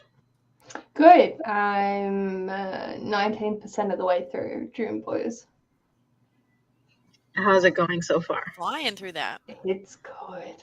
Oh, is it? Really interesting. Yay! That's awesome. I'm happy to hear that. Good. I made a good choice. Good choice, Amy. So I don't know if it's. I think it's the ending that doesn't land, from what I've heard. Oh. So we will see. But I'm enjoying it so far, like to the point where I'd be happy to continue listening to it for another half hour instead of starting Black or continuing Black Sun. But I should continue reading Black Sun because that's actually on my TBR. Yeah, but you got your 70. How much longer do you have your 70? You say it again? How much more do you have for your 75 hard today? That's it. I've done it. Oh, okay. So you okay. That's fantastic. So this counts as my backlist. Ah, right. And then June Boys was my arc. So I only have to read 30 minutes to 30 minutes to an hour for it to count. So I can keep going. I also need to move for half an hour. And I don't like that thought. Yeah, I'm kind of tempted to do it too. I don't know about right now, but I might try it come the new year. I wanted to do it now because then the first day will be the 1st of February. Mm. And I thought that was cute. Yeah, that is cute. 28 pages and some swooning over pictures of my friend's newborn daughter. Oh goodness. Congratulations to your friend. That's so exciting. That's really exciting. Little babies. Read about 50 pages. Fantastic. Nice. Nice progress. 20 pages and changed location and got some tea. That sounds lovely. I read about 20 pages also. Had my dinner and that's it. 37 pages. Awesome, Amy. Hey, Megan. Joining for the first time, reading Darling Girl by Liz Mikowski and loving it. Somebody else was mentioning Darling Girl recently. I heard somebody else talking about that. Is that about Peter Pan? It's Peter Pan, right? Oh, that would make sense. A novel of Peter Pan, yeah.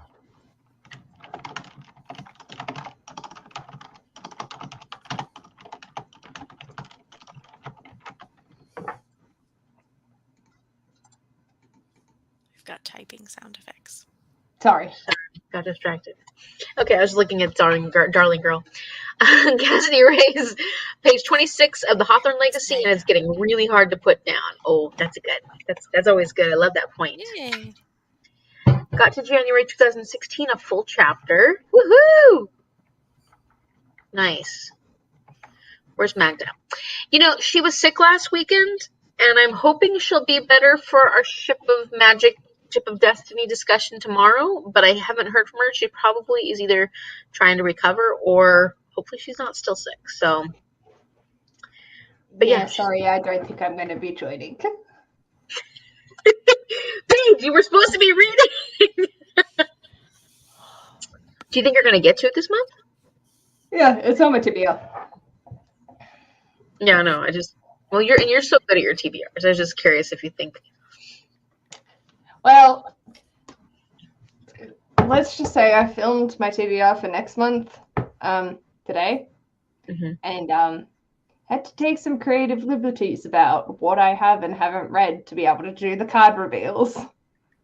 Oh. Because, like, if I haven't read it, I can't reveal the cards. Yeah. So, give them a pretty good idea of what you think you're actually going to read.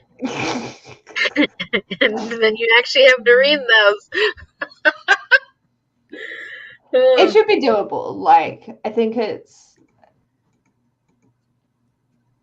achievable. I just have to actually do it. I remember that. Yeah. Anyway. You got this. I'm not worried about you. I know you. You're great at finishing stars. Yes, Peter Pan retelling. Yeah. Huh. Is it a newer one? Yeah, it's new. May 2022. I don't think I've read any Peter Pan retellings. They're pretty popular though. And I know not everybody likes Peter Pan retellings, but they're pretty popular in the sense that a lot of authors seem to like to make Peter Pan retellings. I read Second Star to the Left. You love that one. But it wasn't like technically Peter Pan, it was Captain Hook and Tinkerbell. But still, it was good. I gave it like 4 stars. Was it smut? Yeah, oh yeah. I want Captain Hook smut. I gotta read that one. There was some of that.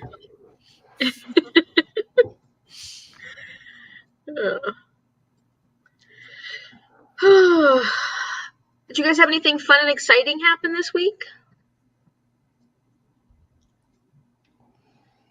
I already told you about the puppy. Yeah, that's fun and exciting. Okay, so when did he doesn't live at home right now, does he?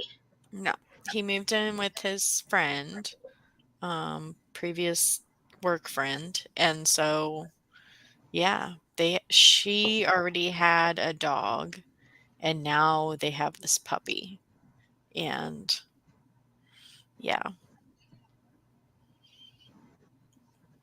I don't even know what to say. Yeah, when I went over there, because Mia went to visit a couple nights ago to see her fur nephew, and when I came to pick her up, apparently the puppy was already like worn out because the older dog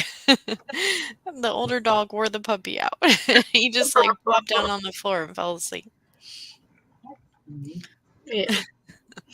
That's hilarious. Yeah. Well, that's so much fun. I'm just excited. I'm excited for you, your grandpup. Yeah, man. This is crazy. Alicia's on a vacation starting today, so she's excited for that. Woohoo! Vacation! I like vacation.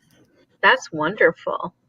Yeah, I have school on Monday and Monday and Tuesday of next week, and then Thanksgiving vacation. So it'll be really nice.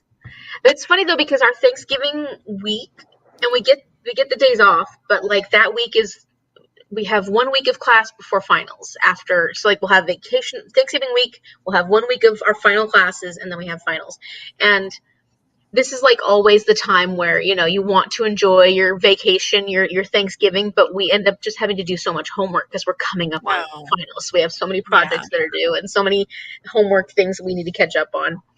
So it's like bittersweet, but it's nice to have the days to actually like have the days to work on homework and projects so we don't have to go to class. Paige, you liking Black Sun? I'm not sure. I was wondering that myself.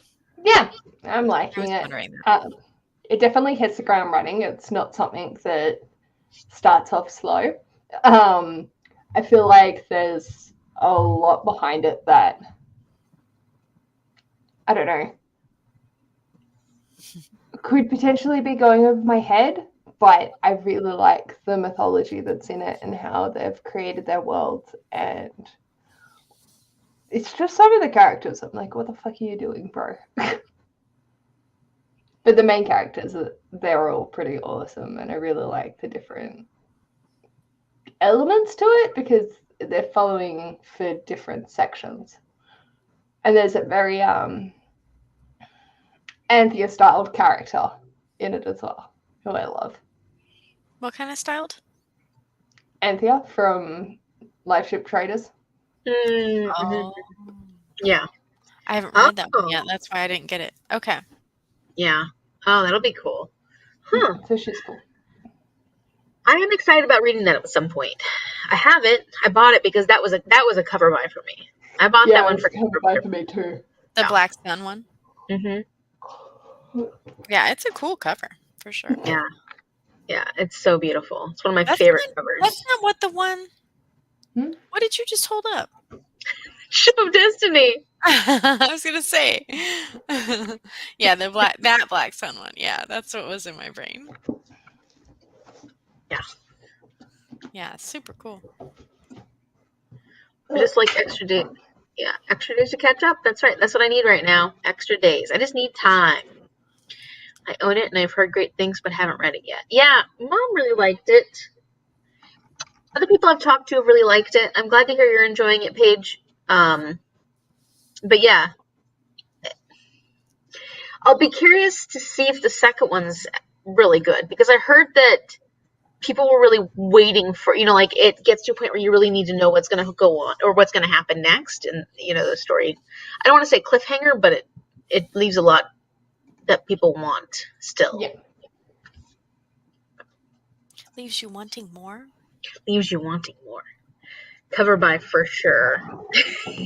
Although the second one's ugly. Oh, really? You think I don't like the cover of the second. Yeah. Well, that's really, I mean, I've seen it. I don't know if I definitely wouldn't say it makes me feel like the first one makes me feel like. I just feel like it's kind of contrasting, so it doesn't work as well. Okay, I want to see it. I was on vacation and did a staycation. I just needed days where I wasn't online for work. Yes. Sometimes it's just nice to have that. It'll be nice to not have class the second half of next week. It'll be really, really nice. I mean, I've been liking my classes. I have hit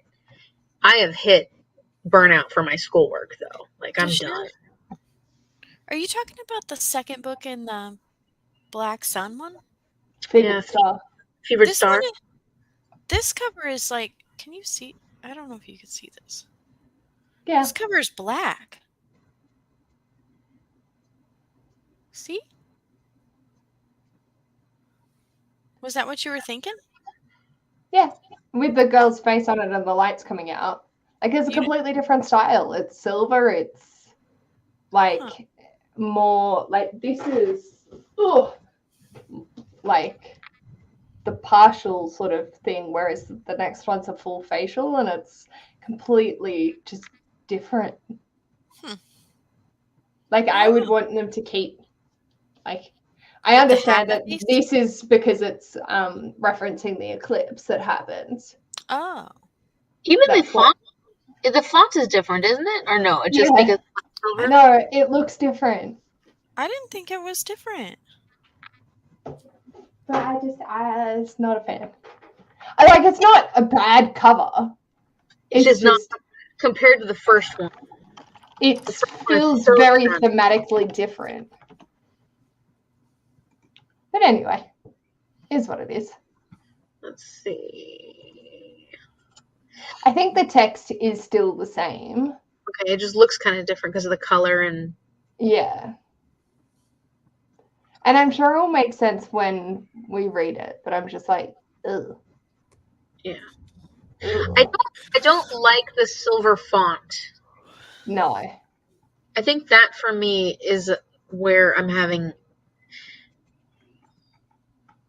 Where I agree. Like, I mean, it's not that it's ugly. It's just that the first one is just so visually stunning, Yeah. so stunning, that the other one is not quite, and a little bit of a letdown.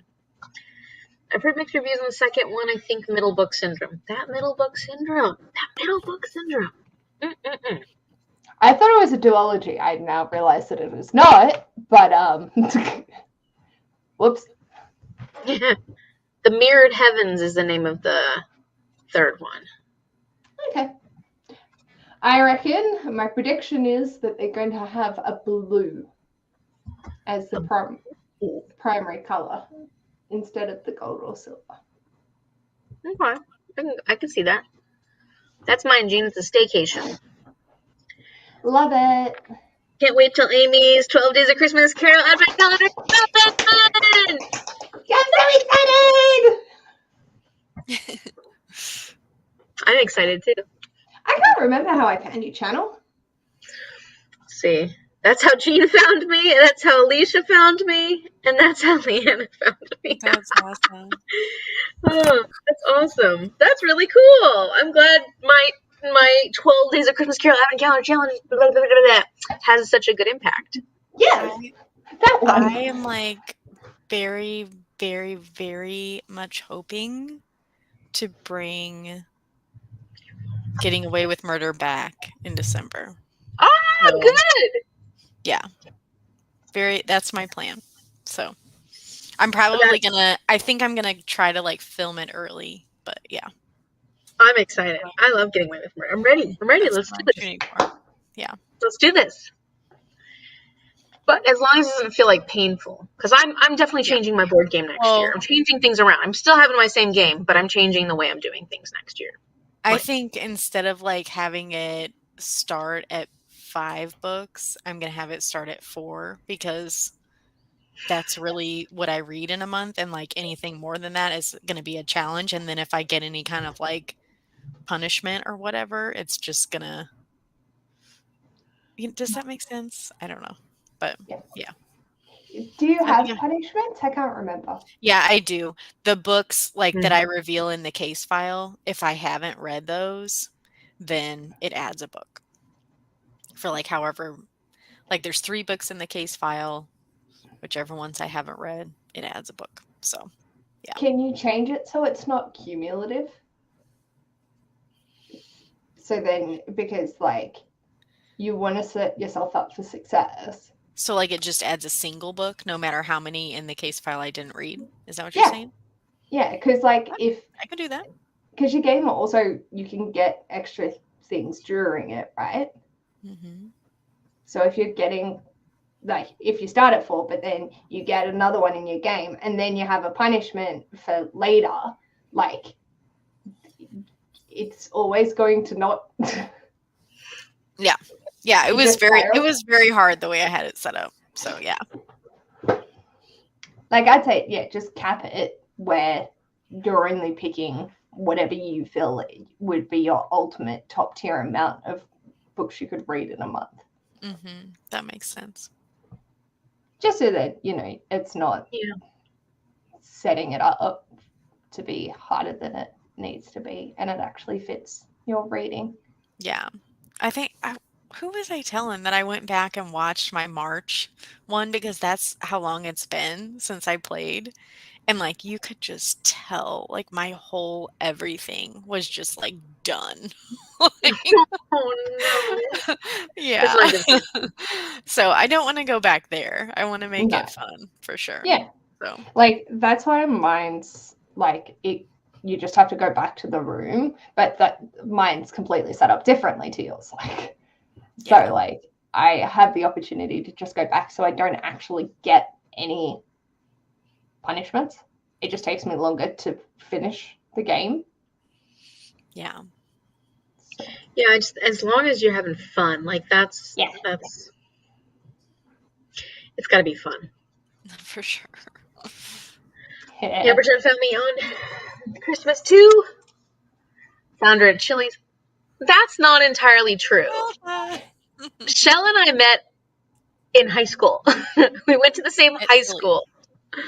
No, at Chili's. Yeah, we went to school at Chili's. No, it's funny though because she became friends with my best friend at the time, Alexis, and I thought she didn't like me, and she thought I didn't like her, so we just ignored each other and didn't talk. So they were Yep. Alexis and her were friends, and I and Alexis were friends. So we'd hang out together, the three of us. And Shell and I barely talked to each other, but we talked to Alexis. Then I love at one point, Alexis she got sick, and Shell and I were like, well, what are we going to do after school today? Because we always went to, was it Chili's, Shell? Because we always went to Elephant Bar. It was always the Elephant Bar. But maybe we went to Chili's that one time, the first time that we actually met through Alexis. And Shell and I were like, what are we going to do? We just still went to Chili or Elephant Bar together, or wherever we went together. And then we started realizing we liked each other. And then we talked, and I was like, I thought you didn't like me. And she's like, I thought you didn't like me. And we didn't actually dislike each other. We just thought the other person didn't like the other one. So we just, it was so dumb. awesome. And then we became best friends, and poor Alexis didn't have a chance. Oh yeah. Yeah. Leanna's laughing. Maybe no punishments. Yeah. As long as it's fun. Like, even if you do punishments, like you said, if you're late making it one less book, but it's got to be fun, because I want you to be able to continue doing it to a point where you feel like you want to do it. That's something I didn't think about. Like, I don't really have anything set up for like if I do get away with murder. You know what I'm saying? Like, I There's don't no really have any reward. like You've only got punishments. reward. Yeah. Mm-hmm. Yeah. I didn't think about that. Oh gosh. That's not good. And we say, don't give people who do punishments in their games. Why punish yourself for doing something you enjoy? And that's a good point. And I've definitely heard that a lot from a lot of different people. Mine is fun because I go back rather than adding. That makes sense. Like, Good boss. that's the same with yours and mine. It just extends the game. It doesn't make it impossible to achieve the game. Yeah, it just takes it longer. It takes you longer to get there to your goal, or to the reward in a sense. Yeah. Yeah. And now, like, Poor Alexis. Hopefully she's not watching. Hi. Alexis and I we don't talk very often, but whenever we do talk, it's good. She ended up marrying someone, and it wasn't that Shell completely replaced her at the time. There were other issues that went on in that relationship. But Alexis ended up moving to like Tennessee or something like that, and she got married and she had a baby, and they've got a beautiful, happy family. And so she's doing well. Alexis is still, a friend that I keep in contact through Facebook, but we just haven't, and occasionally through messages and stuff like that. But, life happens. And that is so true, because I feel like even when I move places, you make really good friends in places you live, and there's only a few that I may still keep in contact from. Like when I lived in Austin, I made a lot of friends there, and there's still people that I'm friends with that I see like on Instagram and Facebook that I was really close to when I was there. But realistically, Teresa's the only person that I still keep in active, constant communication with. So it's funny because when you move, things change, and then as you get older, things change. You have friendships and life. That was talked about in I'm Glad My Mom Died. Yeah. Was it? Yeah, it was. I'm gonna listen to that one. I just keep coming back to that book. I'm so sorry, you guys. I'm just obsessed right now. Yeah. Make it your personality. Love it. Run with it. It was a place that's now Hooters. I thought it was Chili's. No, it's Spoons. You're right. It's not Chili's. It was Spoons. Yeah, but now it's Hooters. We used to like Spoons. Spoons had good appetizers. I don't know. What is that, like, just local to your area or what? Spoons was like a Chili's. Yeah, it was local to our area, and then they changed it to Hooters. We actually loved this place called Elephant Bar. That was our favorite place, and they've closed it since, which is sad because now we can't go back and reminisce. But that was like, what did I do in high school? Instead of doing homework, my friends and I would go to get food at restaurants like Spoons or Elephant Bar. That's what I did with my other people went to parties and stuff. Not me and my friends. We went and ate at Elephant Bar and drooled over the cute waiters and stuff. Like Paige's face. That's all. What the fuck are these places? Like, obviously, I know what Hooters is. I've never stepped foot in, but I know. we never went to Hooters. I don't think we ever went to Hooters. Yeah, that happened after the fact. Like Spoons was there for a while. Like, you speak as though Chili's is a multi-locational place, and I'm like, it is here in the U.S. Chili's is really Tex-Mex. widespread. Yeah. Tex-Mex. Chili. Yeah. Chili's. Tex-Mex. Yeah. Mhm. Like Texas Mexican. food. Like, We have Taco Bell now. Does that count? Ooh, oh. No, but that doesn't really count as Mexican food, but it counts as Taco Bell food. No, it counts. Oh no, I'm just saying it counts as Taco Bell. I love Taco Bell, but it's like I wouldn't call that like Mexican food. I would call it Taco Bell food. Yeah, that's a good point. What else do we have? Domino's? Yeah. Oh. Not my favorite, but do you like Domino's? What do you think? So really it varies from town to town. So like the one in my town is not so good, but the one in like 2 towns over, super good. So it just, yeah. Sometimes it's good, sometimes it's not. I'm picky about the sauce, and so Yeah. I don't remember, Domino's is not my favorite sauce. Pizza Hut? Mm-hmm. Yes. We Pizza don't Hut. have any more of those. That's sad. Sorry. Pizza Hut, went out like, of business. they text me. Like, I think they texted me today. Let me tell you what they said. You is beautiful So pineapple. Pizza Hut texted you. Pizza Hut texted me and said, "Hangry? Melts are loaded with flavor and light on price. Try any of the 4 recipes for just $6.99." They're always tempting me with these Pizza Hut. Yeah, I know. Those jerks. Unbelievable. Oh. Did you happen to see my face when I saw Alicia's comment?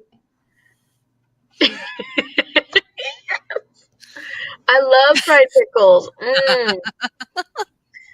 Alicia, that is awesome. I love fried pickles. I do too. Mm. Ditto. Paige doesn't? Do you not like pickles, Paige? Oh, I'm sorry. Because fried pickles are good. I'm trying to think of how conceptually this works. Are they deep fried or? Yes. And Breaded. you dip them in ranch. Oh, They're yeah. amazing. I just had cheese tomato melt. I was a basic ass bitch. That sounds good, though. I mean, so that's good. It's good to be. I watch a lot of Eat the Menu, so I learned all the wild U.S. restaurants. Yeah. Oh, my favorite burger chain is a place that's only in Texas, and it's called P. Terry's. And I miss it so much. I want this freaking burger chain to blow up because I love it so much. We miss it. Have they got the like really flat burgers with the crispy? edges or what? No, they're like good In-N-Out, like amazing In-N-Out. Whereas I don't like In-N-Out, and their fries are completely We different than don't have In-N-Out. In-N-Outs here. Well, like In-N-Out's like every Californian's favorite burger. It's not mine. I can eat it, but it's not my favorite. But P. Terry's is like same quality. It's so freaking good. So good. I miss P. Terry's. Important stuff. Sorry. Pizza Hut loves Canada too. Oh, bye-bye, everybody. What Pizza the Hut's heck, done with Pizza you. Hut? What the heck? We still have Pizza Hut, just not dine-in. Where? Road Okay. trip for Paige. It's good I love- pizza. My body hates them though, and reminds me of it when I eat them. Oh no, are you allergic, or you just get like the salt and the preservatives in it don't agree with your body? We have way less chains and more independent restaurants. That's actually a good thing. Like that's a good thing. That's a really good thing. Not good for fast food, like if you need food really quickly, but of course then you get stuck doing fast food because it's easy and quick, and when you're busy or you're in school, it's like the easiest thing to do, but it's better. Best burger is a burger with the lot. What's that? Maybe it's like a trash can burger, or like a garbage burger, or like Like a with everything on it? yeah. They're Ah, open? like everywhere? Oh, Since when? Pizza Hut? Literally, it's like there's one in Orange that I drive past all the time, but I thought it was run down and old and not actually open. Oops. That's hilarious. Like, yeah, no, okay. now you need to go. Why the fuck have we been going to Domino's? Because you like inferior sauce, tomato sauce. I was lied to as a child.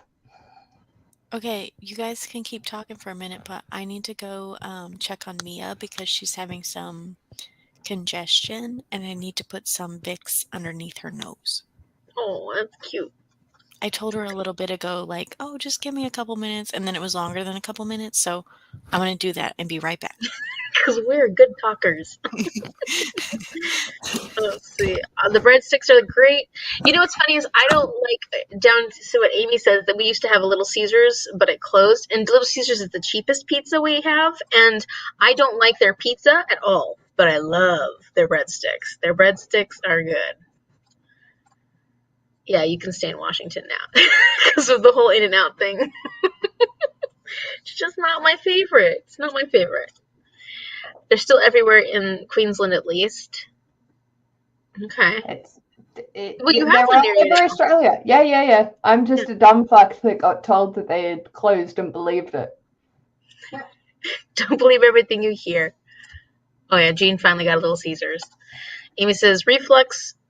Oh, reflux is That's horrible. not fun. Pickles equal so much pain. Yeah, that's not good. Yeah, we have Pizza Hut here, Paige. Come to Newcastle. I mean, I'm more than happy to. Yes. Oh, so good. Fish and chip shops do. Is it with everything? Is that what it means, Paige? Yeah. Erin's got, yeah. Usual lettuce, tomatoes, etc., but also bacon, egg, beetroot, no pineapple. Okay, you keep it. You keep it. The beetroot's just irritating.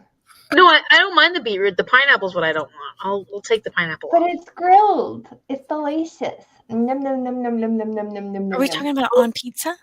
Yeah, on on burgers. burgers. Oh yeah, on burgers too, with teriyaki sauce. Oh, I'm giving you guys my pineapple. Yeah. I just want to eat it like a fruit. Oh no. We have this restaurant around here, and they make it's called a Maui burger. And so it's like the burger, the pineapple, the arugula, and then some kind of like, oh, it's on a pretzel bun with like some kind of magical sauce. It is like, I make myself sick every time because I think I need to eat the whole thing. Like, it's just amazing.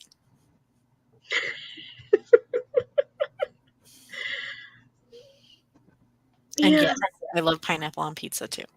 Mm-mm. We're gonna have this argument. Yeah. No. Mhm. Sorry, Amy, you're outvoted. Here it is common burger topping. That is so interesting. I've never had beets on burgers. It's good. Like, I just hate that it gets messy. Oh, yes. What Alicia said, like a couple comments down. Well, what she said right here is no. Oh, no. Yes, beetroot on burgers for the wins. Yeah, I would try that. That sounds good to me. I am good with pineapple on my burger if jalapeno is involved as well. I need spice to equal this. That actually sounds better. Yeah. Like, if I have to have pineapple on my burger, I want to have jalapeno with it. That would be really good. Would never have thought of putting beets on a burger. Just not something that I would ever. Is it canned beets, like the pickled canned kind, or is it just regular beets that are like shredded? How do they do beets they're on like a burger? slices. What's the difference? Slices of beetroot. Beet and beetroot. So then your hands are like red afterwards, and everything gets red. Yeah. That's why I don't like it, because Canadian I don't like getting that pineapple on the messiness. pizza. Canadian, we started pineapple on pizza. Yeah, you can keep it up there, Gina. You're close enough to the edge. Yeah. Well, stay up there. Stay up there. Yeah, canned slices. I don't know why. I mean, I like other sweet things with savory things, but I don't like pineapple. I might like beet on a burger. I might like it too.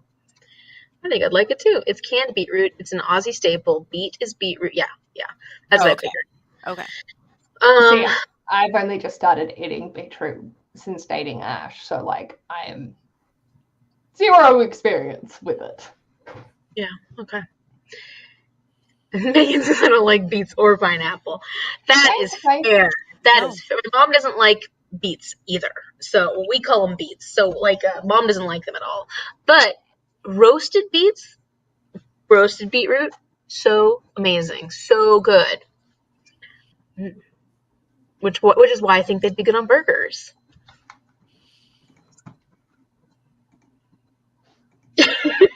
Yeah. Yes. On our next live, we will have a burger with pineapple and jalapeno, and a burger with beetroot and pineapple and a lot. With a lot. Pineapple burger with a lot, not pineapple with a lot. Burger with a lot. Yeah, it's gonna be amazing. Amy, Amy's great. Amy's just think alike. We're just so brilliant. She's like, let's do it. So let's do it. Perfect. Well, great. Our next live is going to eating be burgers. You thought we were reading book? It's going to be called Books and Burgers. Testing the beetroot. It's worth getting messy for a burger with a lot. Like between the egg, beetroot. Oh, egg too. Not with pineapple. Yeah. Egg and pineapple? Okay, wait. You know it's gonna be messy. There's a name for that with the egg on it. What's it? I don't know. We call it Why do I keep trying to think of names and then the names just go away? What do you call it? The lot. No, but like with just an egg, adding an egg on your burger. I can't think of what it's called. Haven't you had fried rice with like peas, bacon bits, egg, pineapple? Bacon bits? I would prefer it without pineapple, and I don't think I've ever had it with pineapple, and I don't want it with pineapple. Egg and pineapple go nicely together. Okay. Really? Yeah. Okay. I'm just cutting myself at the knee. Like cutting myself off at the knee. I'm just limiting all my options. Where's your sense of adventure? I know. Seriously, and I'm not a picky eater either. Just pineapples in your go zone. I'm hungry now. Yeah. I am. Let's see. I'm also hungry now. Adding an egg in Australia is just normal. There's no name for it. LOL.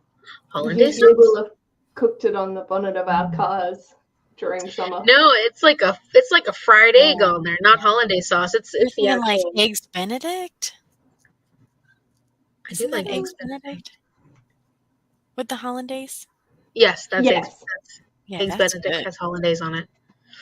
Most meals I'd be happy to add an egg on it. I do. I Yeah, eat a I lot. like eggs too. Yeah. Disagree, Paige. It does go well together. Well, now I'm not hungry because I just ate, but everybody else is drooling and is starving, and hopefully during our I next just sprint you get something to eat. yeah, I just had pretzels with hummus and I'm like, okay, now I want a burger. Like that wasn't enough. That doesn't sound like a dinner. It wasn't really. I ate Okay. I ate my lunch at like 3 o'clock, so I'm all off my schedule. I've been doing that a lot lately, like eating at weird hours. And like I cooked for the girls earlier because Mia has a friend over. I cooked for them, but like I didn't cook for me. Whoops. Hashtag mum life. Whoopsie. Yeah, yeah. Literally same, Aaron. Favorite food ever. Gosh, it goes so good with on everything, except maybe pineapple. Just kidding. I'm sure it's great, Paige. Does Mama Shazza like pineapple? Not on. She won't eat it on any. She doesn't like any sweet stuff on savory. So like, not a fan of even salads that have fruits in it and stuff like that. Not a fan of that. I can get her to eat salads that have like figs and stuff in it, but I can't put too much of it in there. And then she doesn't like, like orange chicken stuff like that. Like she's not a fan of. Oh Orange chicken. no. Oh, Paige doesn't know what this is. So it's like an oriental dish? Chinese food. Yeah. With like it's like breaded little chicken nugget type jobbers with like an orange flavored glaze. And you Mm-hmm. can eat it with, I don't know, stir fry veggies or like Fried rice. fried rice, like whatever you want to eat it with. It's really Okay. good. Yeah. It's like sweet and tangy, but not too. Well, sometimes it's too sweet. I like it when it's a little more tangy than too sweet. And some places make it really good. Yeah. It's not. No, it would be. Yeah, Amy said orange chicken sounds like honey chicken with orange. That Probably. sounds about. Probably pretty similar, yeah. Yeah. I love honey chicken. Amy says, "What sweet and savory is the bomb, Mom?" Agree. That's okay. We What were you don't gonna have say, to all Paige? like the same thing. No idea. A salad with fig. How have I not thought of that? Oh, it's really good. Definitely put figs in your salad, especially the dried figs, the figs that are like dried, and chop them up and put them in there, and they add great flavor. What? Not even apricot chicken? I would eat Erin's Mm-mm. She pizza doesn't like that stuff. creations. Orange chicken. Oh yeah, sorry. I have made pizzas with apple, bacon, and caramelized onion, and another with strawberry and balsamic vinegar. All about fruits and savory dishes. Yeah, I can't get my mom to eat that stuff. I'm a big baby. What'd she say? I'm a big baby. She is when it comes to that stuff.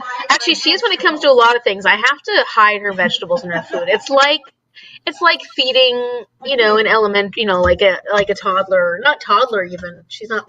She's less I adventurous. It's like feeding a I middle love schooler or veggies. something. Love them. Me too.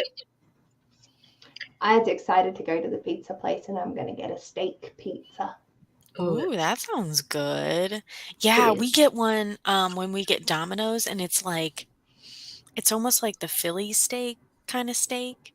And then we do like green peppers and like the Alfredo sauce. It's really good. Really It's just, I can't remember what the sauce is, but it's mostly with rocket. The Rocket? the Rocket? lettuce. Oh, arugula. Yeah, rocket. Right. Sorry. good. Arugula is rocket? Mm-hmm. Same thing. Okay. Yeah. And feta. Oh, I feta. love feta. Ooh, Oh, I could eat feta in most things. I just love feta. Let's see. Orange chicken's like orange juice and soy sauce mostly, but some other things mixed in for the Hey, sauce. Elle is here.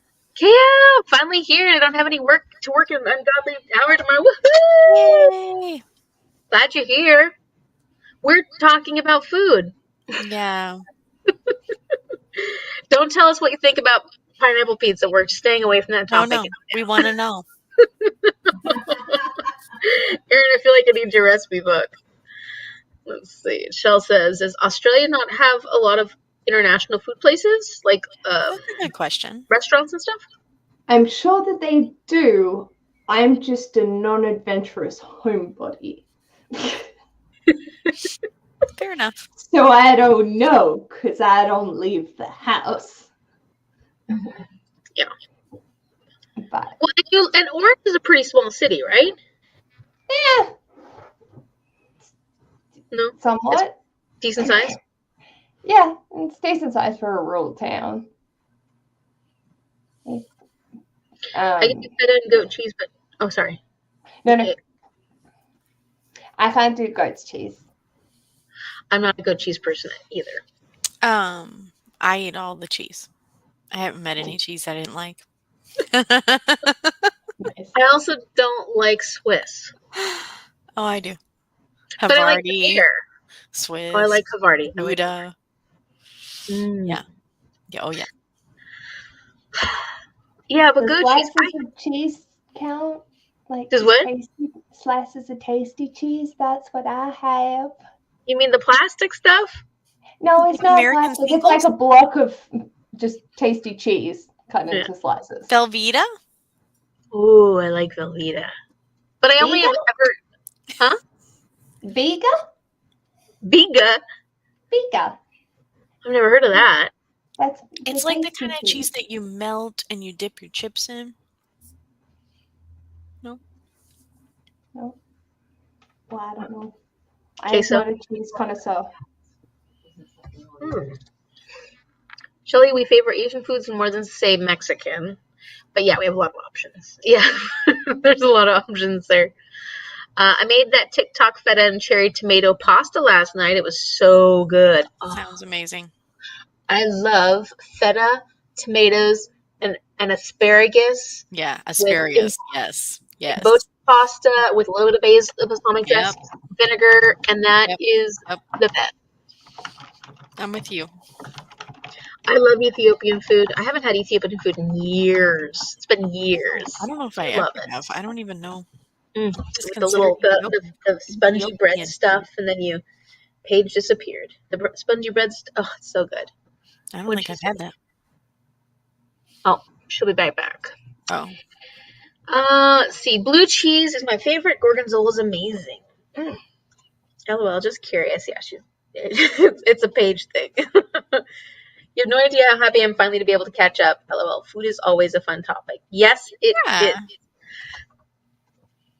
I'm always an Yes. I like that phraseology right there. That's good. Which is so funny because I do love cheese, but there are certain cheeses that I just not. I mean, I've had goat cheeses that I liked, but they're the ones that taste less grassy than there's varying degrees of goat cheese that I don't like. I have not met a cheese that I didn't like. I haven't. And yeah, Swiss, no. Amy hates goat cheese. See, Amy, you and we're just on the same wavelength today. Tasty equals cheddar. Plastic I like cheddar. Haha. Plastic stuff. I mean, isn't American cheese plastic? Basil. Basil. Oh yeah, so good. I made this recipe recently, and it was good. It was just nice, and I put a ton of asparagus in it, and I just love asparagus. It makes me wish I ate it more often because I love it. You know what I ate last night? Brussels sprouts, and I also really love those. They're growing on me. I've never liked Brussels. I love cabbage, like all kinds of cabbages, but Brussels sprouts. I didn't even know I liked them because growing up, my mom didn't like them, so she never made them. And then I made them when I got to be a grown-up, and I was like, oh my gosh, like, I've been missing these little tiny cabbages my whole life. They're amazing. I'm the kind of person who, like, even if I don't like something, I will keep trying it over the years because I always know that my palate will change. And Brussels sprouts is one of those things where I've just continuously tried it, and it's growing on me. And there was this one place in Austin that this restaurant, this was my turning point, because there was like, I was even told, like, when you in culinary school, we'll teach you how to make Brussels sprouts so everybody likes it no matter what, and tons of butter, tons of bacon, and I still didn't like it. But in Austin, there was this place that had this appetizer with Brussels sprouts, and they used peanut butter and lemon juice or lemon zest, and I don't know what else they mixed with it, but like the peanut butter and the lemon zest was so good, and it cut through that Brussels sprout, that funk. It's a funk. Let's be honest. It's a funk, and it cut through that so beautifully that it made the Brussels sprout like come alive. And like that was the best experience I had with Brussels sprouts. And ever since then, they've been growing on me. Like I can eat more and more now. You know what I put on mine? What? Butter. Okay. And crushed red pepper. Ooh, yeah. It's With a little bit of zip. It's amazing. Yeah. So sick. I like spicy though, so that's probably. Did you put a lot? I put crushed red pepper in my scrambled eggs. I put it in everything, basically. I love it. Let's see. Speaking of, wait. Our garden is producing cherry tomatoes faster than we're eating them, so I was like, let's try this out. Oh, yeah. That's a great. This year, grape tomatoes, the little yellow ones, have been like candy, and I've been just devouring them. They're so good. I mean, it's out of season now, but when they were around, they were delicious. Mom started choking, so she's going to call me back. Is she okay? Like Amy did at the beginning of our sprints? Yeah. She's like, I thought we'd be back. Past that. Why'd you have to bring that up? No, I forgot about it. It was like the other day I breathed in a granule of rice and nearly died. That was fun. Ash was like, you okay? I was like, yeah. Yeah. So if I disappear again, that's where I've gone. Okay. Speaking of basil. Organizing in Christmas. Christmas? Yeah. And what's happening? Ooh, I like Jean's idea. I've made a pesto with basil and mint with walnuts. I love walnuts. So yummy. Brussels sprouts and Alfredo sauce is good. Really? Wait, it's so good. That sounds kind of good, actually. I can get behind that. I had Brussels sprouts the other night. Sprouts. We were having a whole Brussels sprout conversation there. That's not going to happen. Let's see. I had Brussels sprouts the other night, and I have asparagus sitting in my fridge waiting to be. Oh, eat that asparagus! It's gonna make you so happy, Alicia. It's so good, and I always forget how much I love asparagus, and I should eat more. Let's see, Brussels sprouts are my favorite veggie. That's where we diverge, Amy. We're so on the same page. Peanut butter makes sense. The sugar would cut through the bitterness. It wasn't sweet peanut butter though. It was savory peanut butter. Like they didn't make it a sweet dish. They actually made it a savory. It was the peanut butter combined with the lemon that cut that. Yeah, it's interesting. I don't even bitterness. That's a better way of saying funk, isn't it? Teresa's going to Austin for Thanksgiving. Where was that Brussels sprout restaurant? It was Hightower. Hightower. This reminds me, my sister did Brussels sprouts in the air fryer, and then she made like some kind of dip with like mayo and lemon, and I don't even know what else they put in there, but it was just ridiculous. It was so good. Okay. So good. That sounds good, actually. I think I'd like that. I love bitter vegetables, so I'm all over the greens. Yeah, like rocket, arugula. And I love cabbage, though. The funny thing is I never liked Brussels sprouts, but I love all cabbage. Just give me cabbage. I love it. I was trying to think if maybe you and I had gone to Hightower, Teresa, but I think I went with Lauren for that peanut butter and Mom. How much I like those Brussels sprouts. I love roasted Brussels sprouts. I have some growing at the moment, really hoping I can keep them alive through the summer. They grow pretty cool, like on that long stem with the little Brussels on them. They're really cute. I've never seen that. I made mine the other night with Dijon. Ooh, that sounds good. Dijon mustard and maple syrup glaze. I think I would like that. Yeah, yeah. Because you've got, like Amy was saying, the sweetness of the maple syrup, but then Dijon must, like that would help cut the funk. Haven't tried Brussels sprouts or asparagus. I'm picky about new foods. I stick to a handful of vegetables I like. Yeah. Yeah. And they definitely have strong flavors. I think Brussels sprouts has stronger flavors than asparagus. What do you think? But a lot of people don't like asparagus. I'm not sure.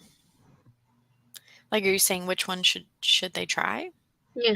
If you were to try one, would you like? Probably asparagus. My cousin swears by Asiago cheese with Brussels sprouts. Ooh, that sounds good. That was the one I was like, I could maybe get around that. Get my brain around that. Because you get that buttery, nutty zip though of the Asiago. Parsnips are my favorite. Parsnips? I don't know if Really? I've had parsnips. Ooh, I that's have, one I but need I to think try. of them. To me, they're very bland. Are they kind of like a carrot? Similar, not as sweet as carrots, at least in my experience. I've always used parsnips in other things. Like I use them to mash into something, or I use them combined with other vegetables, like in a stew or something like that. Parsnips are good. I do like parsnips. I just don't think of them as, like Amy says, roasted parsnip. I've roasted parsnips for sure, and that does bring the sweetness out. I don't feel like they're as sweet as carrots, though, but I could be wrong. Correct me if I'm wrong. I think, in my experience, they haven't been as sweet. But yeah, they're not a flavor that I think, for me, that I would go, that's my favorite. But I would like to know how you make them, Jean. Yeah, for sure. Love balsamic vinegar on Brussels. Yeah, it's that sweetness, that little bit of sweet, and then the bitterness, the sourness of the vinegar. Oh, I made a good call. Yeah. Go white asparagus if you want a mild flavor. They're extremely mild. I don't know if I've had a white I one. love asparagus. Might try asparagus someday. I think I just have to make sure how to prepare it right. If your pee smells after you eat the asparagus, that is normal. Yeah, it's genetic. It's like some people's does and some people's doesn't. Isn't that weird? It is weird. So one way I like to do asparagus is in the oven, and I'll do like lemon juice and like pepper and like Parmesan and I like Parmesan. maybe some garlic. I don't know. But anyway, yeah, it's really good like that. So good. Oh yeah. Parmesan on asparagus is a win. Like, Yeah. definitely do that. Put brown sugar and oil on them, then I roast them. Sometimes herbs too. Oh, amazing. My kiddos like me too. Oh, wrap the asparagus in bacon and roast them. Yes. Yeah, I made that for like a get together recently. Yeah. Or That's a good like appetizer for maybe Easter or something. But definitely not as sweet. They're almost floury. Oh, the white asparagus? parsnips or the white Or asparagus? I think the white asparagus. Oh. I want to eat all the things. Parsnips are delicious. I absolutely love them. I don't like asparagus. I've had Brussels sprouts shaved as. Yes, I like it shaved raw. I do like Brussels sprouts a lot in salads when it's shaved raw. So good. My favorite is cauliflower, carrots, and peas. Yeah, I'm a big fan of that. So, yeah, that sounds good. Thanks. Yeah. Some people have the same effect with beets as asparagus. Yeah, mom hates beets. Oh, So. that it can make your pea smell? Oh. Can it? I've had the experience where it's made my pea a different color, but not smell. Oh. Okay. I've had that experience with garlic where it's made my. I do too. Yeah, garlic. Yep, garlic and asparagus. Yep. But asparagus is such a weird one because it's so strong and it's like it doesn't smell like the asparagus. So like it's just a weird thing that, and you said like not everybody has that happen to them. It's just a very unique, weird thing. No, it's not. Doesn't happen to everybody for sure. Parsnips are floury. Oh, okay. Yeah, I guess I can see that. Maybe that's what. Yeah. They're very light. The flavor's not too strong. Great suggestions. Thanks, everyone. KL, we're going to get you eating asparagus and all kinds of It's gonna stuff be amazing. with the right toppings. Do you feel like doing another sprint, Danielle? How are you feeling? I mean, it's 11 my time, Yeah. and we've been on here for 4 hours, so I'm, like, leaning towards maybe I'm done. And I have to get up early, because the girls and I are going shopping with my mom and my grandma.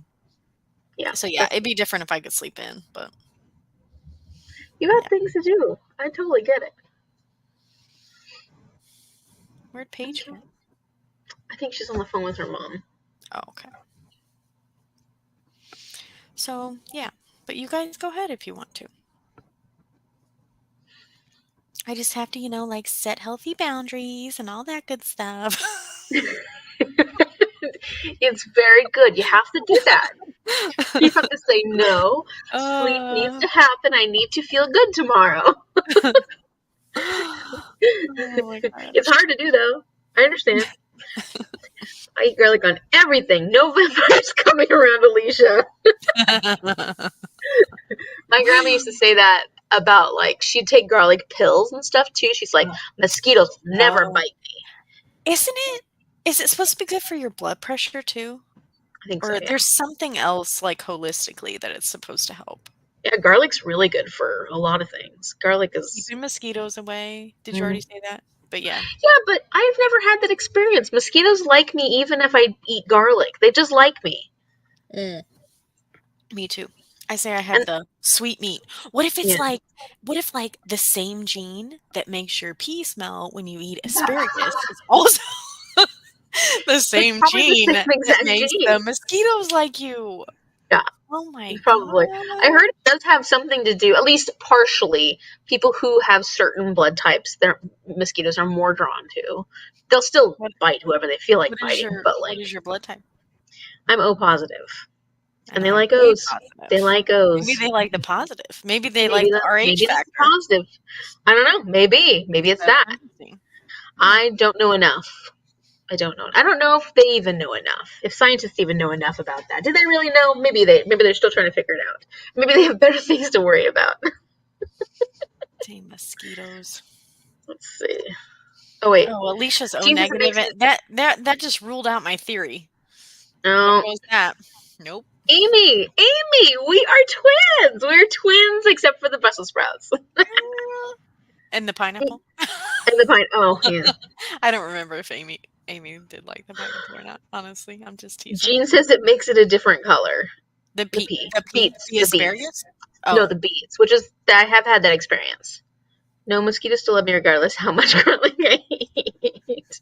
I live when the mozzies are out if my husband is around because they love him. Oh, I hate people who don't get bit over me. Like, if they don't get bit and I'm out there, then I'm the one that gets bit. The resentment is real. It is. It's real. So, if you're not getting bit.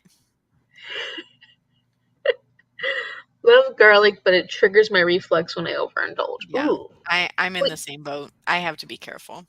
How much garlic are you eating, Leanna, that is triggering reflux? Doesn't take much. It does not take much. No. That's me, and gosh, what do I have problems with? A lot of things. That's okay for me. I do much better now because I take like an enzyme supplement before I eat my 2 biggest meals of the day. Like, I used to not be able to eat like tomato products and like orange juice and like pineapple. Like, I had to avoid all those things, but I'm much better now. I can eat all those things without too much trouble. That's good. And your supplements have helped with that? Mm-hmm. Yeah. It's dairy. I mean, I love milk. Oh, I have to avoid ice cream. It doesn't always give me reflux, but it will give me reflux sometimes. Ice cream upsets my stomach. Dang it. For sure. I'm A positive, and that seems to be how Mozzie's grade my blood. Yes, I like that. That's good. I get an A plus. I like that. All the garlic. then all the pain. Yeah, that's not good. That's not good. Garlic's an irritant in general, so it takes very little, so much pain. Yeah, isn't it? It's it's cruciferous, isn't it? No, it's not. That's cauliflower. So, isn't it part of the what's that family? Not the hemlock family, but the other one. The nightshade family? Isn't garlic part of the nightshade family? I don't Or am I know. wrong? I don't know.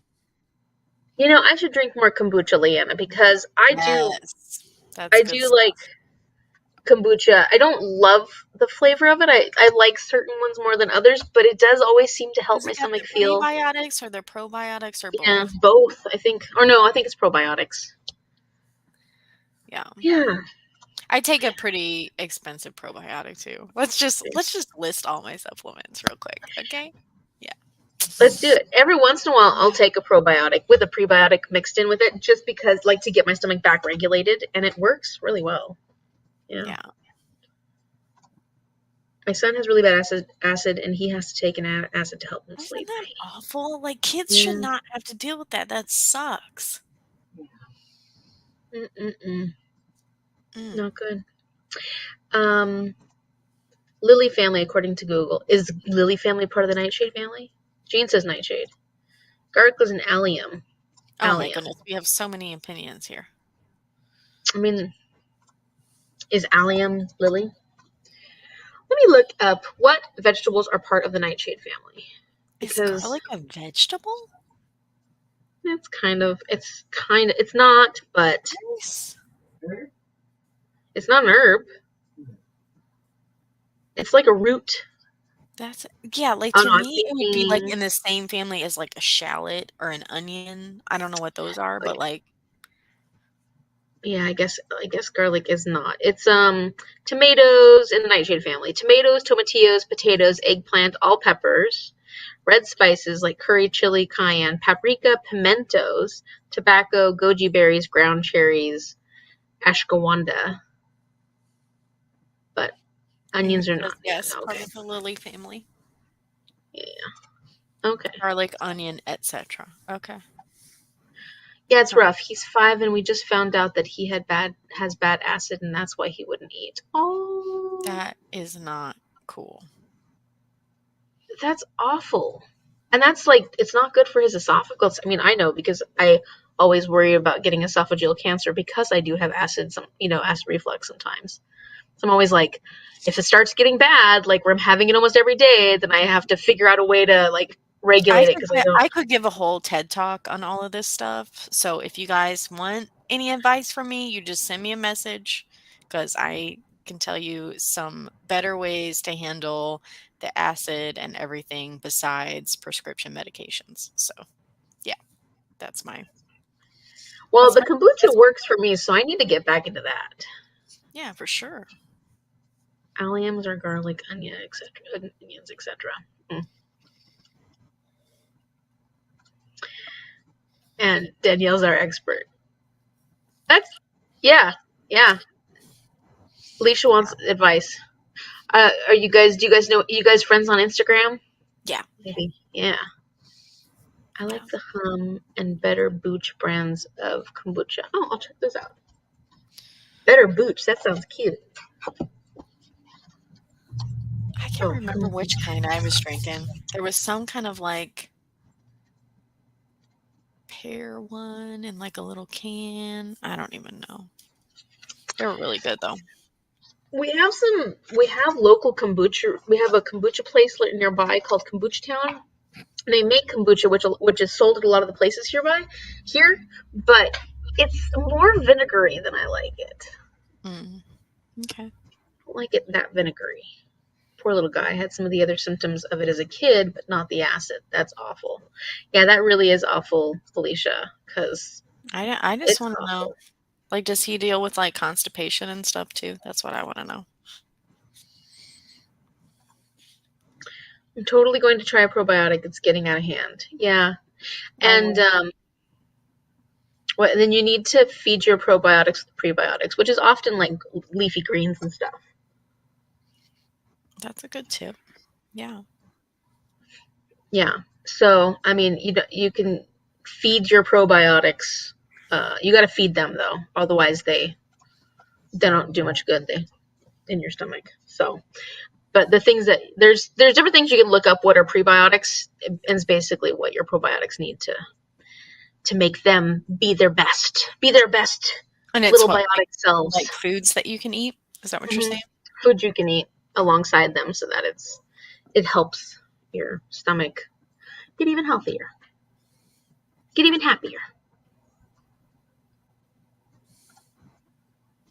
He doesn't. We're still trying to figure out what is causing it. So he doesn't have constipation. He has a hernia that he was apparently born with, which the doctors thinks is partially causing the acid, but not the actual diagnosis. Well, I was born with a hernia too, and the doctors told mom and dad that I couldn't cry for too long. So like, I could cry a little bit, but I couldn't cry too long. And it was like in my belly button or right above my belly button or something like that. And I had to. No more than 10 minutes. I couldn't cry for longer than 10 minutes because it needed to like heal itself up. And it did eventually heal itself up. But yeah, that's so sad. Little dude having a hernia. And then they're saying it It's partially like causing the umbilical hernia. probably, right? Mm-hmm.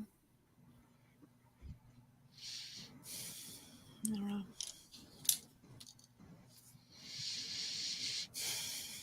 All I know is that, so like my personal story, like, we're not frozen, right? Are you frozen? No. Okay. No, my personal story is that traditional medicine doctors with very good intention diagnosed me with acid reflux and GERD and all that good stuff, saying that I had too much acid. And so I started on like the Prilosec and whatever every day, which if you read the long-term side effects of that, it'll give you stomach cancer. So my sister, at the encouragement of my sister, she told me to start seeing a functional medicine doctor, which I did. And she helped me to get off of the prescription acid reducing medications. And in fact, I did not have high stomach acid. I had low stomach acid. Mm-hmm. So I started taking an enzyme supplement, like a natural enzyme supplement, before my 2 biggest meals of the day. And I am virtually like heartburn and acid free. Like, it's very rare that I have any issues anymore. So Yeah, it's a misconception about the acidity because I have definitely read about the difference and how people think it's just acid, and sometimes it's actually the reverse. It's their pH is too high, and I have tried like drinking orange juice or like a yogurt, like a high acidic yogurt, to try and help my acid, and it works because sometimes I think you're right. I think it's the opposite. I don't think it's actually too acidic. I think it's too basic, and it actually needs that boost of acidity. yeah. I love yogurt. Well, hello. Hey, I'm glad you're here because I need to go to bed. Sorry. It's One of okay. those times where I'm like, Mom. I'm My in the friends middle of something. My friends are waiting. Oh, that's funny. That's so cute. At least I'll have to look into what it's called. I wrote it down, but I can't remember.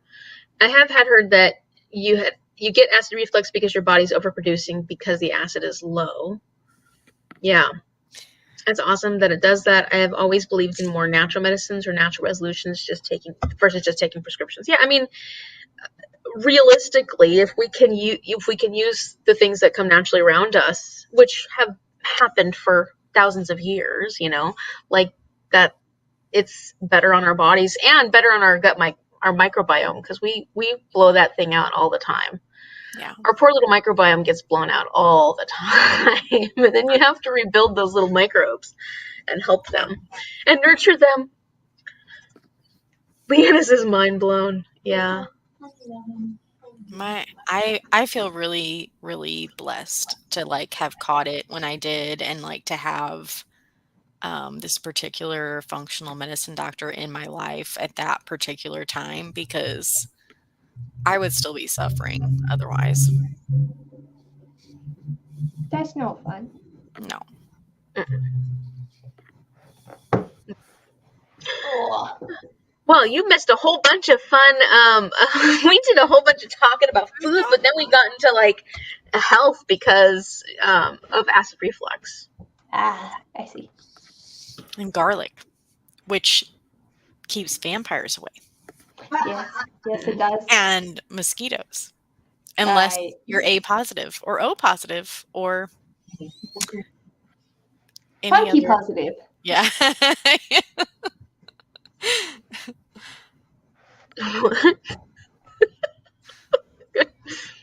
I'm a big fan of family medicine, but I figure as long as I'm smart, using natural medicine as a topper can't hurt. Yeah. And you guys have to consider, like, this is I'm not trying to advise anybody, first of all. I'm just telling my personal story.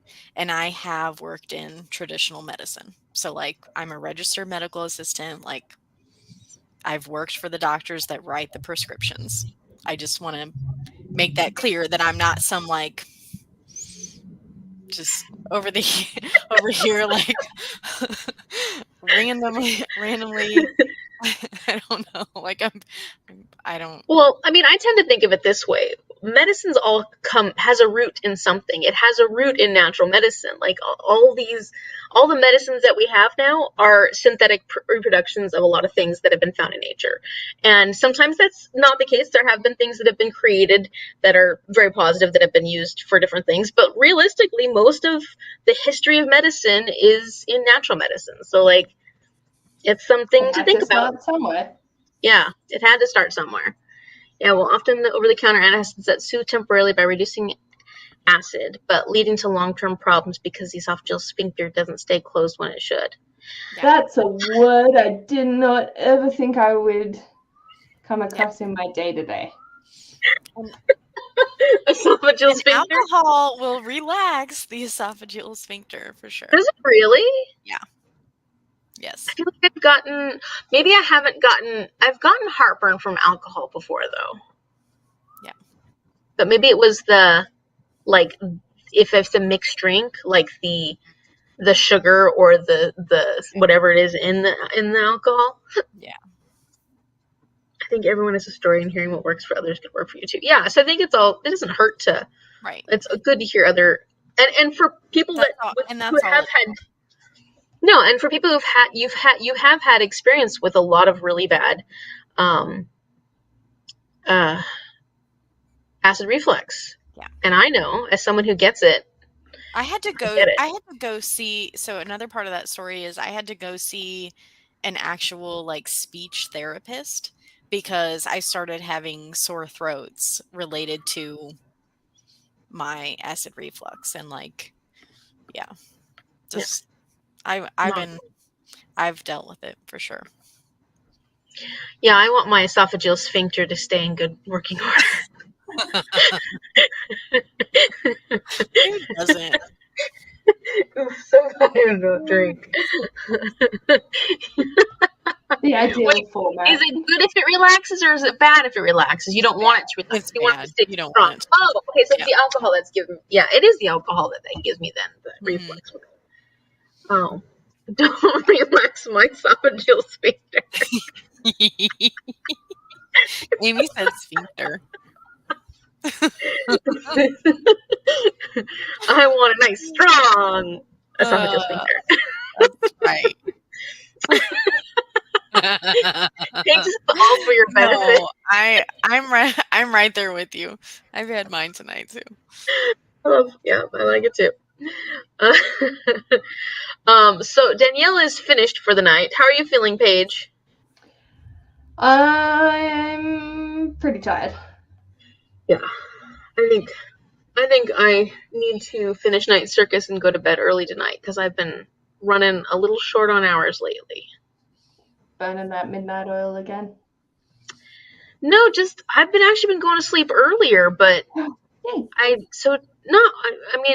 I feel like it's like every other day I'm getting the right amount of sleep, and then I get like 6 hours of sleep. So for me, I work best on 8 hours. So I gotta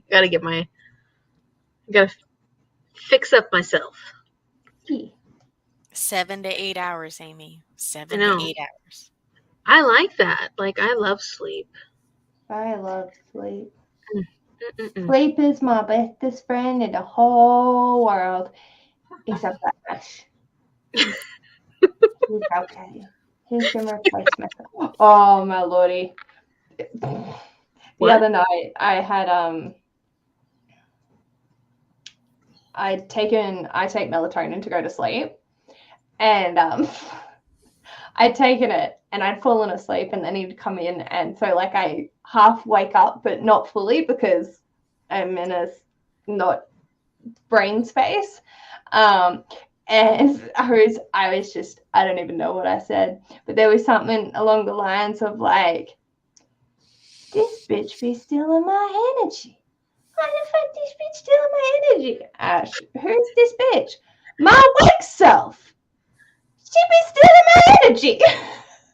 And it's like, oh. I was like, have you been stealing my energy? You're a fucking bitch too.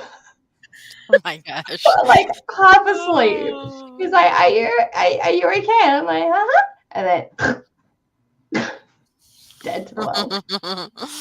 Oh, that had to be a fun breakfast conversation. Hey, Hey, there are a few of those. do you remember last night when Yep. No, I do not. I told you about the time I yeeted in his face, right? you did what? I yeeted in his face. Yeeted. What is eating? Like, you know, when someone says yeet, they're throwing stuff. I just yelled yeet in his face while asleep. Why? Well, I was having a dream that I'd got back with my ex, and Oh no. I've like gone down to Sydney to be with him, and he hasn't changed because he was a stoner. And so I was like, fuck you, fucking this, fuck that, and like chucking his stuff out of my car. I'm going back to Orange because I want to be my baba. I'm like, yeet your shit out of the car. And I actually yelled yeet. Like I was this close to Ash and have screamed it. And he was like, Ash is not going to sleep next to you anymore. he's apparently used to it. Like there was one night that I was just like, are you okay? He's like, I'm not now. And I'm asleep the entire time. Don't wake up. That'll. You're a fun person to sleep with. It was like I got it from my mother. She I walked past one night and when we were all living together, and I was just gonna go get a glass of water from the kitchen, and she's just screamed at me, "Don't touch the fucking pancakes!" I was, yay, there's pancakes! Oh, I can't touch the pancakes, but yay, there's pancakes! I go in the kitchen. There's no pancakes. She was asleep. Yeah, she was. Oh no! I thought I was bad. I talk in my sleep, but no, I'm a lot more calm. Apparently, I'm very aggressive. That's amazing. I want to eat steaks and Brussels sprouts. Yeah, sorry everybody. I'm bad. Yeah, I go to bed so early now. LOL. I love sleep too. I love being unconscious. Yes. Yeah, sleep is so good. Although I've been tossing and turning a lot more. That's maybe why I'm feeling more tired lately. Is I hurt my back, and the doctor's like, you cannot lay on your stomach anymore. I am a stomach sleeper. It is my comfort. I love laying on my stomach. I love sleeping on my stomach, and it's really bad for your back. So I wake up 20 million times a night because I'm trying to roll over on my stomach, and my brain wakes me up and goes, no. I'm like, okay. But then I try to roll over my stomach, and then a couple times I do wake up on my stomach because that's what I like. You want me to tell you that says a lot about your personality?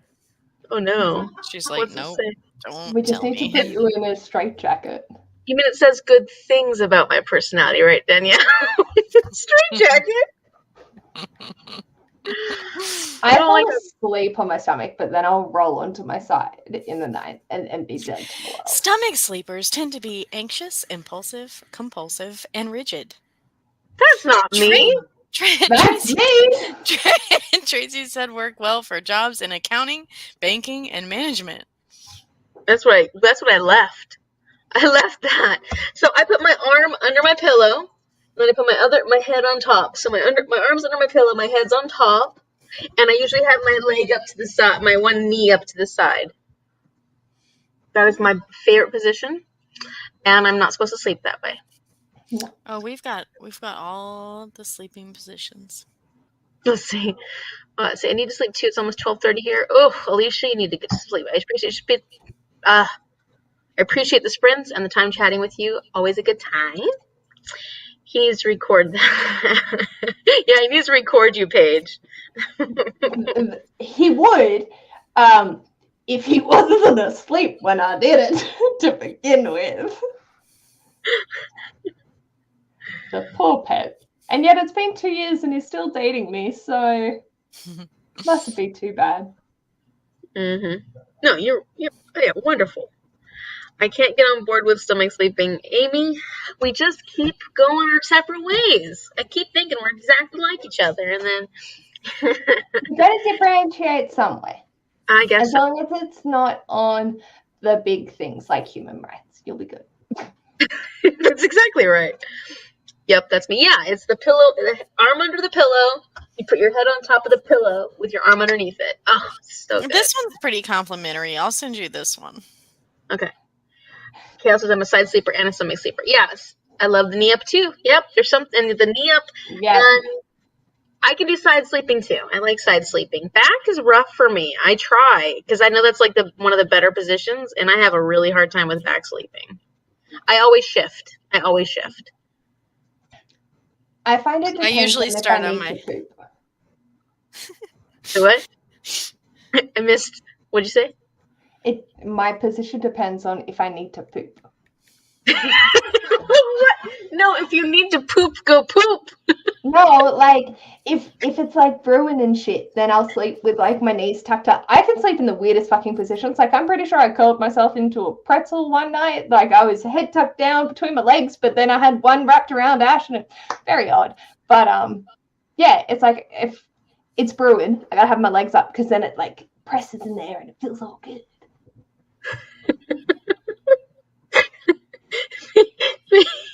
Your sleeping habits are just Mildly concerning? Yes, I know. wow. See, Danielle, you're worried about me and my stomach sleeping. I'm worried about everything that happens with Paige when she's sleeping.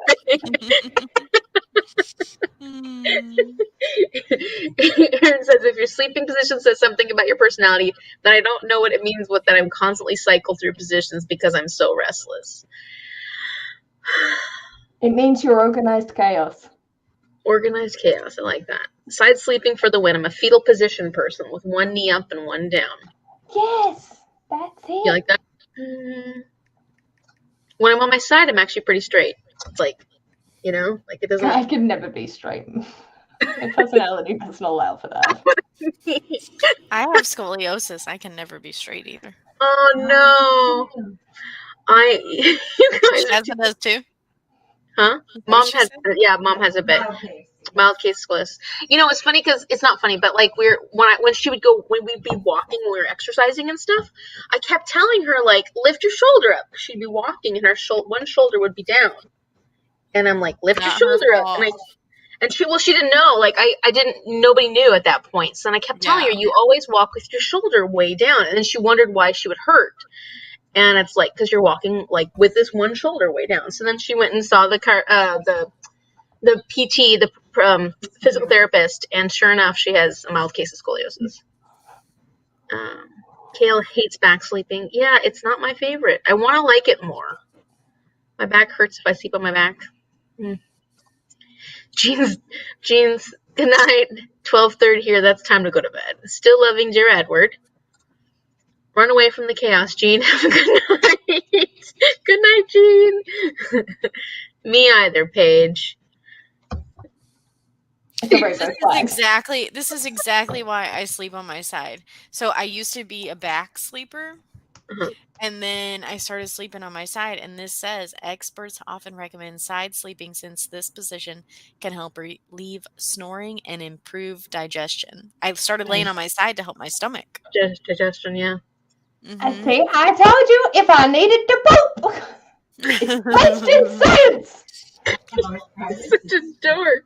Yeah, and so mom's supposed to sleep on her back because her arthritis is so bad. And she would, when she lays on her shoulders, because she has a half torn meniscus or whatever it is, it really hurts. She'll wake up in so much pain. So she had to get one of those leg things where you lay on your back and it puts your legs up like this, Mhm. and it helps. But then at one point, she pulled a muscle on her butt because Oh it no, it's not like a good. sciatic thing or Yeah, something? like a sciatic pull. Ooh, that is terrible.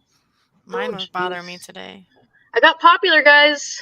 You got popular. Oh no. Yeah, some. I do fetal position too. Back sleeping is too uncomfortable for me. Yeah, it's. I can't back sleep because of my boobs. I'm trying to think about because I like stomach sleeping, and I got boobs, and yet that doesn't bother me. It's snuggled. Hmm. I is a itty bitty titty committee, so I don't have to worry about that regardless of where I sleep. I'm trying to think about how it feels when I'm on my back, though. If it feels, I think it feels okay. I can do back sleep if I'm propped up, which I do when the reflux is bad. You, the bots, found us. Yep, all of a sudden I got popular. I will build myself a little trench with the pillow on either side of me if I'm sleeping on my back. Yeah, and so then you don't roll or move around much. That makes sense. My boobs are off the side, so I'm fine.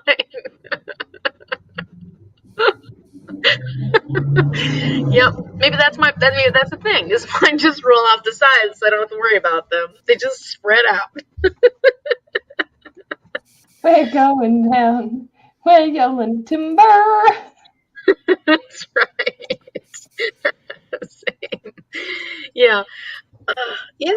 Huh. Interesting. Boobs are uncomfortable when. Oh, it's not my boobs. Well, they're uncomfortable when you're getting a massage sometimes because. But my butt is sizable, and that hurts when I'm trying to lay my legs completely flat and like my,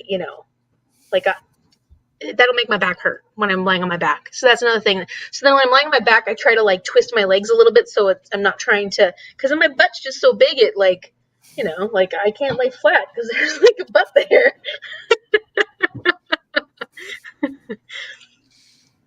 I joke that they're so large they can feed a third world country. They really can't, but they're very big. Well, if it's uncomfortable, then don't back sleep. Boobs are uncomfortable, period. Yeah. I think my boobs make my back sleeping thing uncomfortable. Yeah. I think I sag more to the side than down, so I assume when I'm 80, they'll migrate to my back.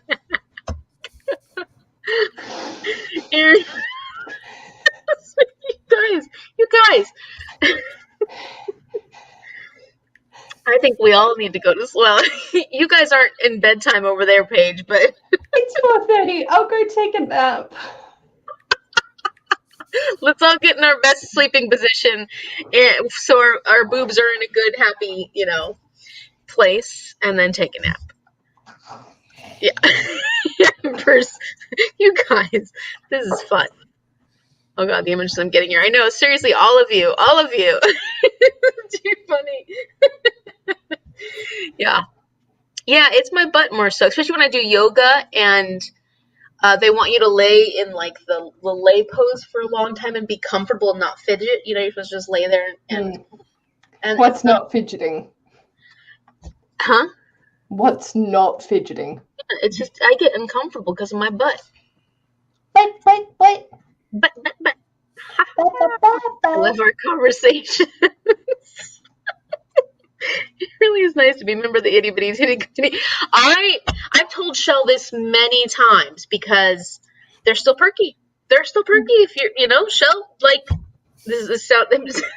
I'm just saying. I have always loved like other, like loved the idea of not wearing bras and them Yeah, girl. continuing to be perky. No bras, no worries.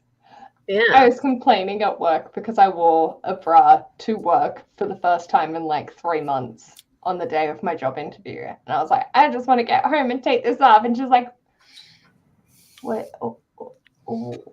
Why are you complaining? Don't you do this every day? I'm like, no, I can get away with it. I buy shirts so this works. I've got to, because I got to look professional. Bras are the worst. They're the worst. They're the worst ever. Shocking. I took mine off the second I got home from my grandpa's. Yes. All right. Do you want me to finish off the reading them, Danielle, or you gonna? I'm just gonna hop off. You guys can keep doing what you're doing. Thank you so much. And Have fun shopping tomorrow. Thank you. Yeah, I'm excited. It'll be good. Thank you. Bye, Love guys. you. Thanks.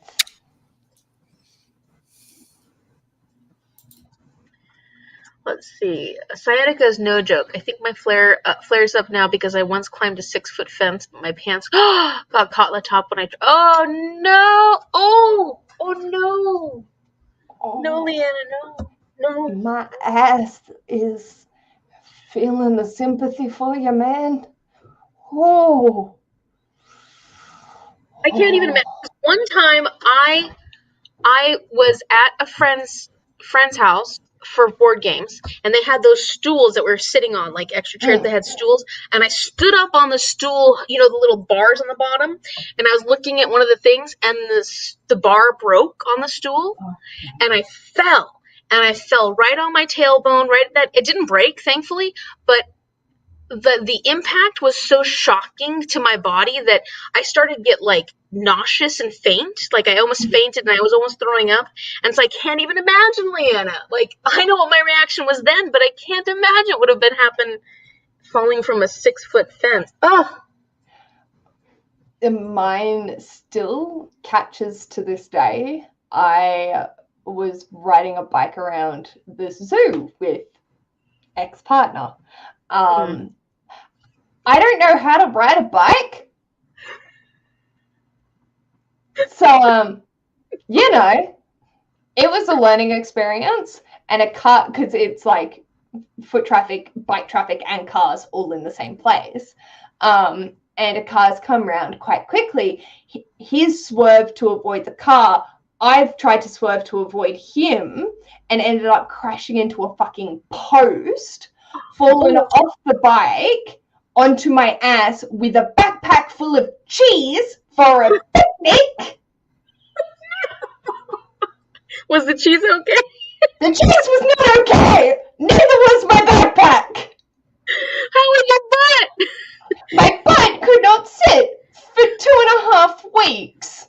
Oh, did you break your tailbone? No, but I fucking bruised the shit out of it. And it will be like, if I lay on the couch in like because I'll sit on the couch with my legs like all the way up here, and I'll go to sit up like that, and I'll catch, and I won't actually be able to lift myself up, and I'm pretty sure it's from fucking my butt. Still. And this was years ago. I never got it like x-rayed or checked out. I was just like, yeah. Broke it. You probably broke it. It's all right. It's still there. It works. Yeah, the pain is Some still. days. Oh no. So yeah, that was me breaking my butt. I think you actually broke your butt. Shit, I'm not flexible enough for yoga. I struggle. I love yoga. I'm not very flexible. I mean, I am less flexible now lately, but I'll still do it. But there are things that are hard for me to do. We should do have yoga class playing on in the background, and you and I just do it together. Do some yoga. That'd be a good idea. We should do that. We should do that. The 75 hard is moving my body for 30 minutes every day. So like, that's right. I need motivation. I've done it with Teresa and Elisa sometimes on Zoom and stuff. Yeah. It's doable. Motivate. We're gonna do it. You're gonna do it, Paige. Look, I'm moving my body now. Let's count. Minute, let's go. Oh, love. I love to be part of the Itty Bitty City Committee. Yes, me too. Me too.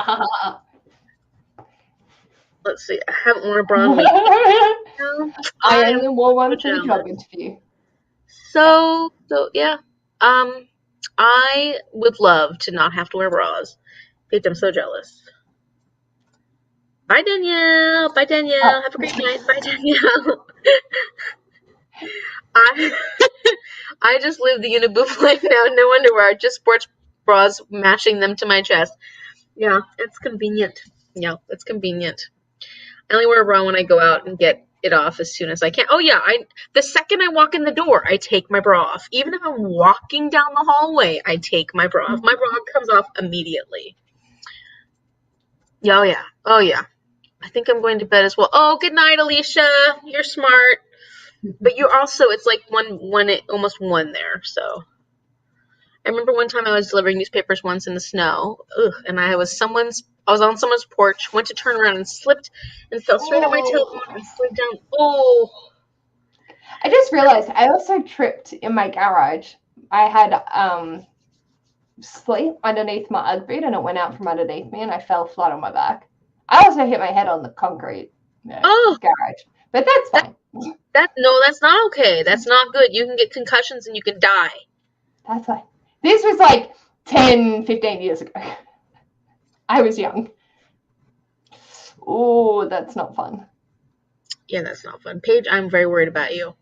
I'm fine. This was all years ago. Will you take care of my friend?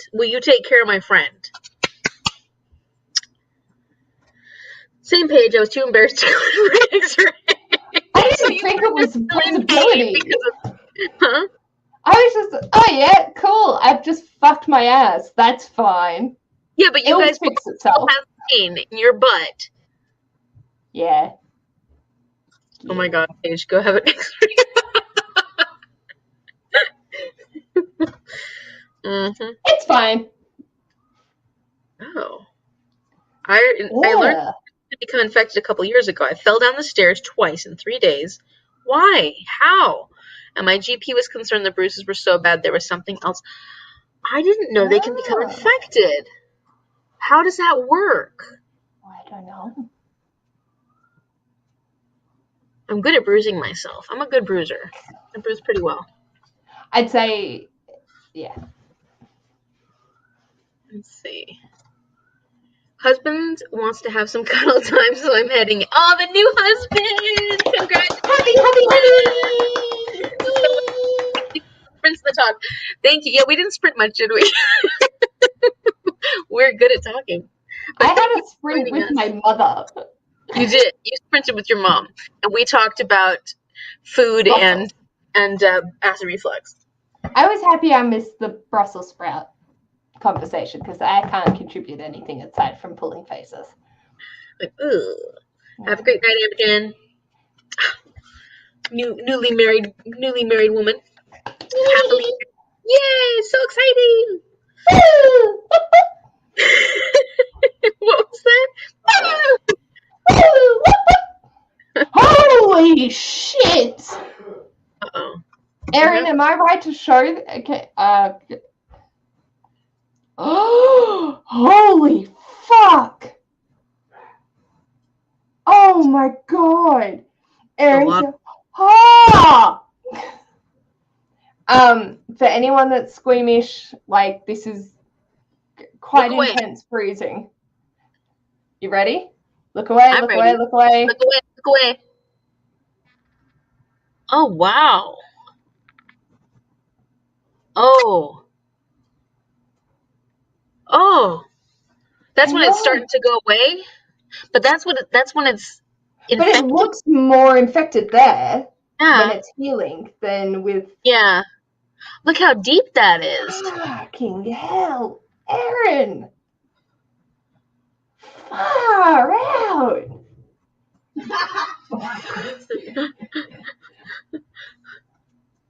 Holy shit. Oh my goodness is right. That's scary. Like, That is crazy. So it's just like maybe a lot of blood, like a lot of blood vessels broke. And yeah, it was ... very painful. oh, I can't Yes, even I can imagine. imagine. The same thing, I can't even imagine. Oh, my heart is breaking looking at that. That gives me a sad.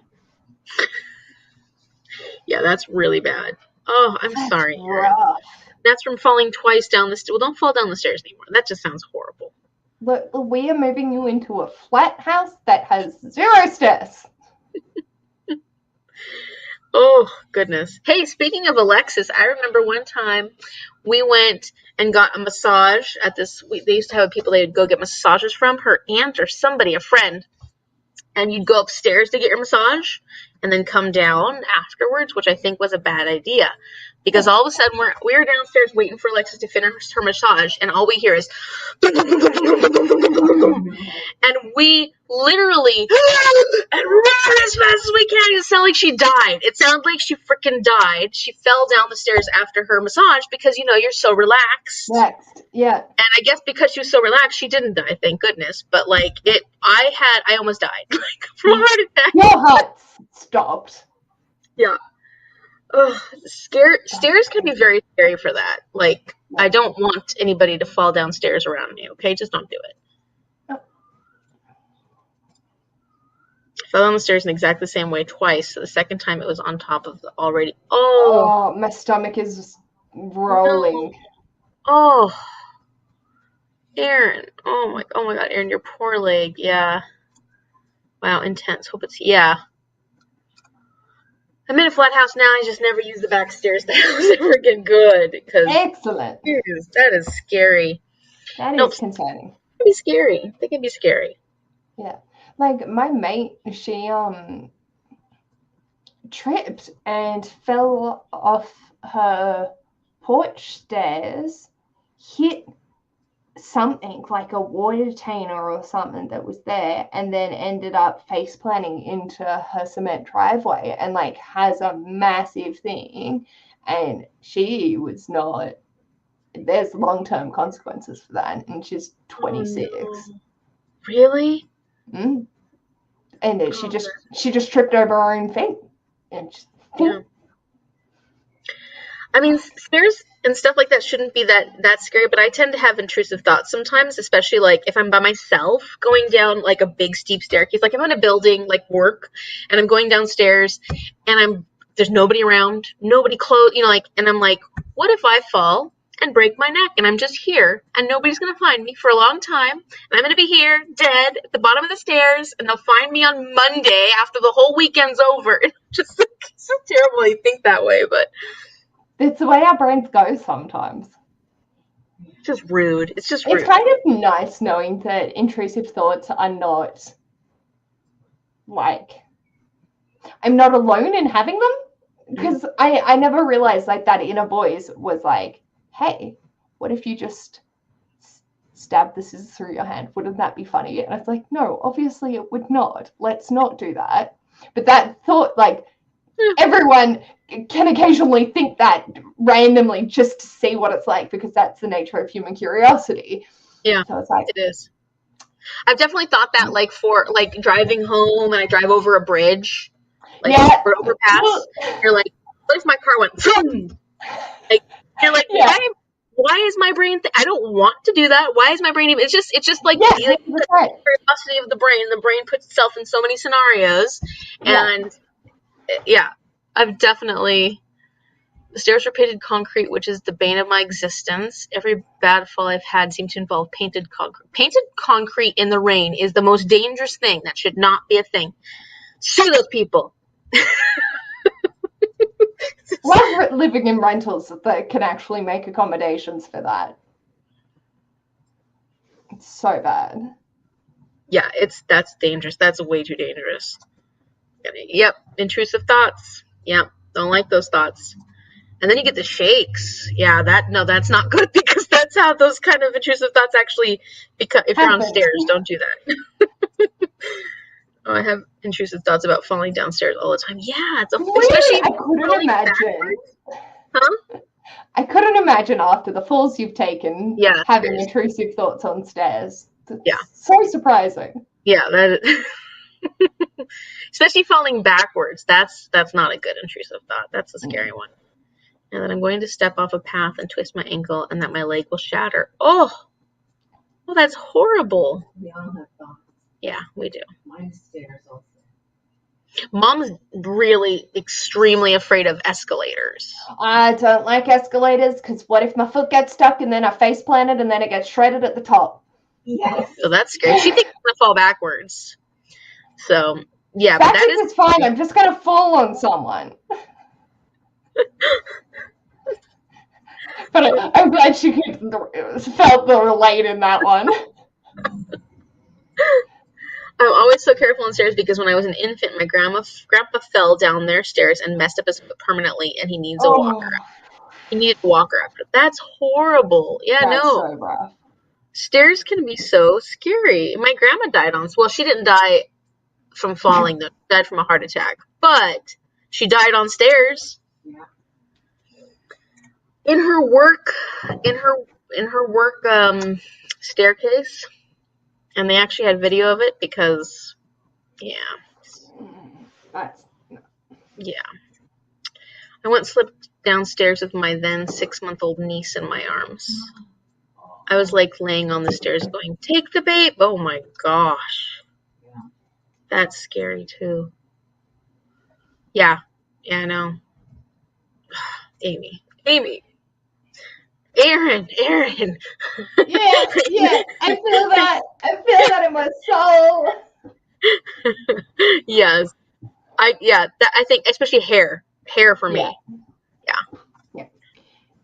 I was totally fine, and so was she, by the way, scared. No, I know that's just scary. 100%. Yeah. That would be so frightening. I don't want anything to happen to anybody else's kid on my watch. Like, I don't want anything to happen if I were to have a kid on my watch either, but like, it's so much scarier too if it's somebody else's baby, like somebody else's kid. Yeah. Oh, frightening. Well, on that note, I hope everybody sleeps well tonight, and the rest of you have a wonderful evening.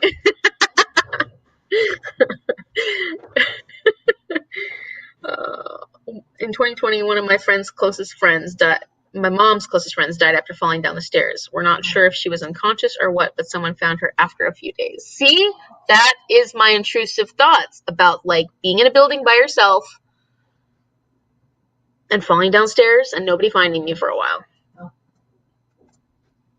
You see my bruises, I can't be trusted with a child or walk upstairs.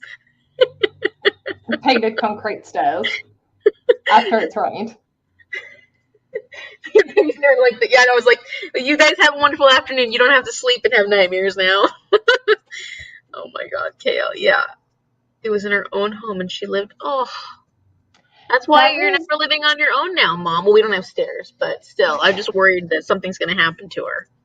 That was like one of my family friends was, she was diabetic and she had a low and went up to get a juice. And because like one of the things of having a low is disorientation, she tripped and fell into the corner of a glass coffee table. Oh. Like that was that. And so like the second Ash gets up at night, I'm awake, I hear, I make sure he's okay, and then I'm unconscious again. But it's like, because I have that experience, like, and this was many years ago, I didn't even know, like, it was because of diabetes. I didn't really understand what diabetes was at the time. But now I'm like, is he okay? Very alert. Okay. Yeah. But I'll fall back asleep the second I know he's okay, I'm unconscious again. Yeah. But, yeah. That's scary, Paige. Aaron, thankfully they can all walk now. Yeah, they can fall down the stairs on their own accord. They can do their own falling now. Yeah, I can understand that, Kale. That is fair. That's like my worst nightmare. Maybe not my worst nightmare, but it's pretty bad. Oh God, I'm gonna call my diabetic mom today. Oh, yeah. Just touch base. Your mom will always appreciate it. Yeah. I'm not even more nightmares tonight. Thanks, everyone. This is lovely. Lovely. More intrusive thoughts. We love it. We love that for you. Do you know what I have a lot of dreams of? I have a lot of dreams of malfunctioning and falling elevators. I am constantly in my dreams in elevators and they're falling. Constantly. So I don't know what that means about me, but either they're on the verge of falling and they're malfunctioning, so they fall a little bit and then they like. But every single time in my dream I step into an elevator, it is going to be broken and it's going to break every single time. I've never had a dream of an elevator that was not leading to. I don't die in my dream, but might as well. Yeah. My dreams when I'm stressed are purely focused around failing in the classroom. Like being a teacher but not having control, and then having to I lose my temper or whatever, and the SLSO has to take over the class, and so I'm a complete and utter failure because I can't work with kids. That is stressful. Yeah. Anytime my stress levels rise, that's the dream, and I'm like, thank you so much. Our cat is not happy. Oh, no, that's your bird. That's your bird. Yep. Because I keep thinking our cat really wants in really bad. He keeps meowing, meowing, meowing, meowing, meowing. I'm like, no, that is your bird. Trust me, if it didn't need to be alive, it wouldn't be.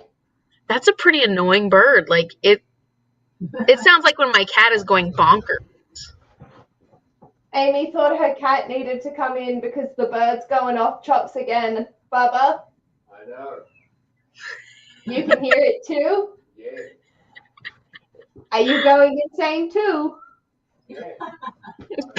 You're buying the rifle.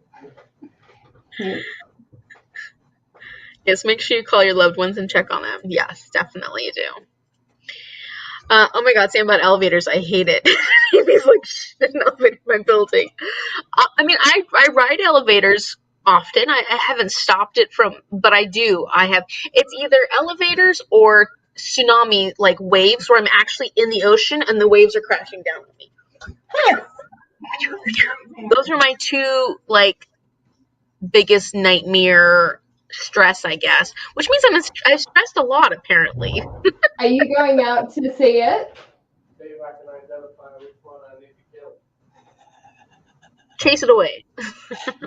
To identify which one he needs to kill. I'm not a fan of birds. Terrifying sound to me. LOL. Yeah. Just think it's the cat. Continue thinking it's my cat. Yeah, Leanna, just think it's my cat because it sounds like a cat to me.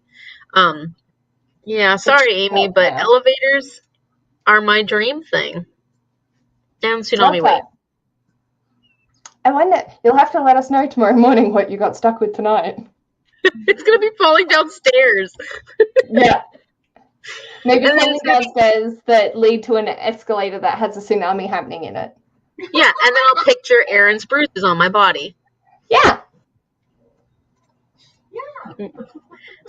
I'll still take an elevator where we're available instead of walking downstairs. I feel like my track record makes sense. It does. Take an elevator. The elevators are much safer than my dreams make them out to be. Although we do have an elevator at school. There's two elevators. We don't like one elevator because you step on it and it goes. Don't like those ones. No. In a water gun page, if it's a wild burb, you might be able to get it to go away.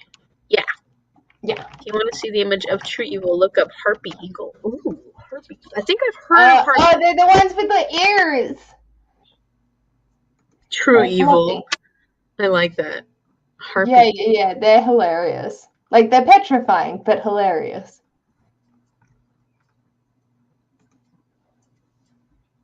They're cute. It looks like a man wearing a mask. They do. They do look like a man wearing a mask. They're huge. They're gigantic. Yeah, that's that. As someone with a mild dislike of birds, that is petrifying. Yeah, look at that. I love harpy. So cute. Sorry, Leanna. I love harpy eagles. They're goddamn massive. Yes, they are. It's The the size size of of a a 6-year-old child. It really is, though. They're big. But I think they're kind of, look at the baby. Oh, the babies. Yeah, but they do look like a man. Like the pictures where they have him just showing him looking down at you, they look like they're a man wearing a bird face. bird mask, yeah. Bird mask, yeah. I'm a bird stan. Sorry, Paige. That's fine. It's okay. Terrifying. They're so cool. Ha ha ha. I would have a heart attack if I saw one in real life. Yeah, they're big. Bit of love, Blue. Becky, lemon slash. So cool. Yeah, I like big animals. Anything that's bigger than it should be, I love them. Yeah, no, I'm more than happy for them to go back to regular sized. Thanks. Anything that's bigger than it should be, I love them. I don't need to be chased by a toddler's young child sized bird. I'm good. I've been chased by an emu and other creatures. That just, no, thanks. I'm scared of ostriches. Ostriches are scary. Yeah, they're fucking vicious. Yeah. And they've got a really, like, if you're around ostriches, they have a very intense kind of, like, nervous energy about them. So, like, they make me feel tense because they have this tense energy. I'm like, not a fan of ostriches. Go up to the one in the wild. They're really cool. I do like birds, but I don't care for ostriches. You're more of a sparrow person, Yes. Paige. Yes, I love sparrows. Sparrows are adorable. It's only a swarm of them that are going to pluck my eyes out if need be. But one at a time are good. Geese are fucking no-go zone, those motherfucking bitches.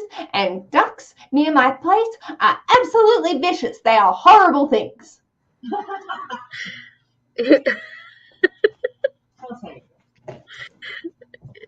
I was chased by geese there. Yeah. Yeah. They used to try to eat my toes when I was a little kid. No. Yeah. No. Do not fuck. Really? I think cassowaries are so cool. I thought they seem pretty chill. They're not chill, huh? They're cool. They're not chill. Cassowaries are interesting individuals with a lot of personality. Yeah, okay. Yeah. No. Okay. Shall we? I've got a lot of things to think about tonight. Yes. I'll unwind with my night circus so that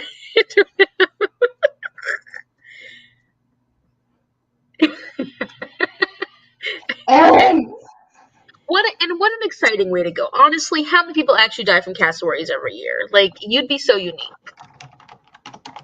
Angry Eagle chickens with knives. I did not know they were that bad. I feel like cassowaries are pretty mild. Shows you what I know. They attack up to 200 people every year. Oh, that's a lot.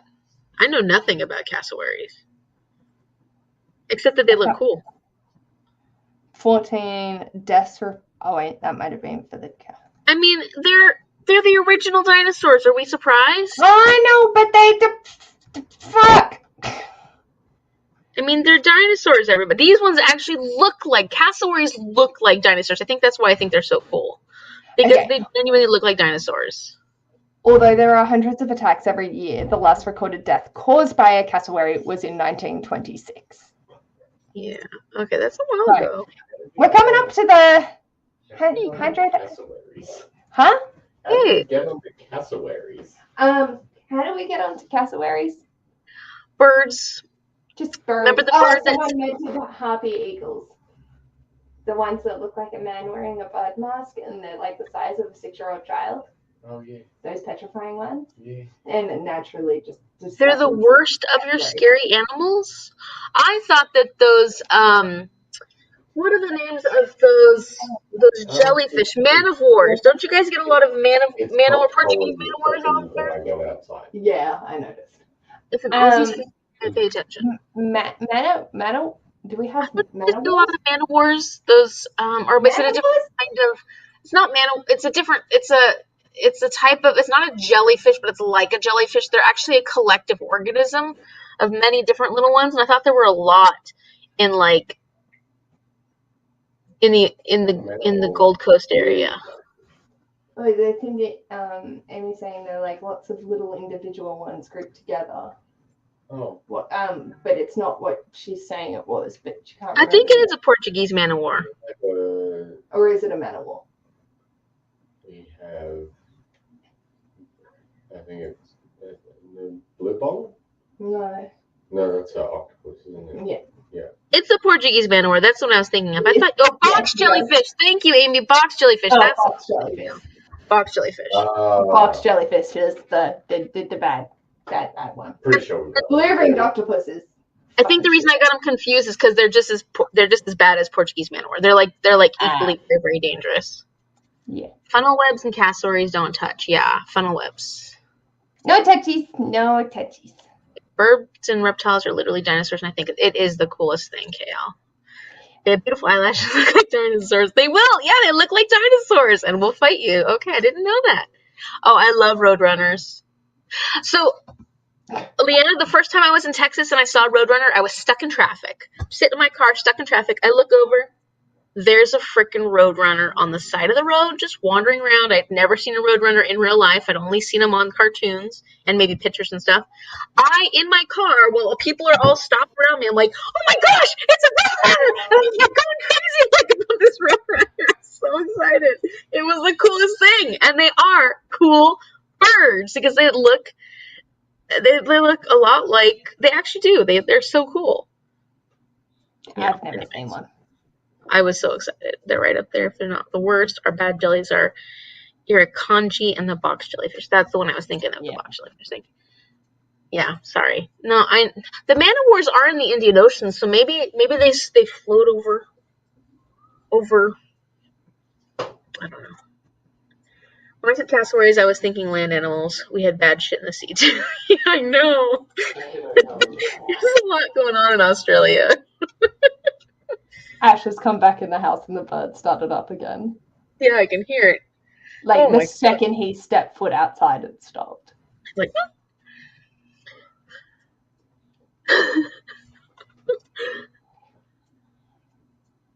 let's see, people being from North Queensland, people who live where I do now will go north for holidays during summer.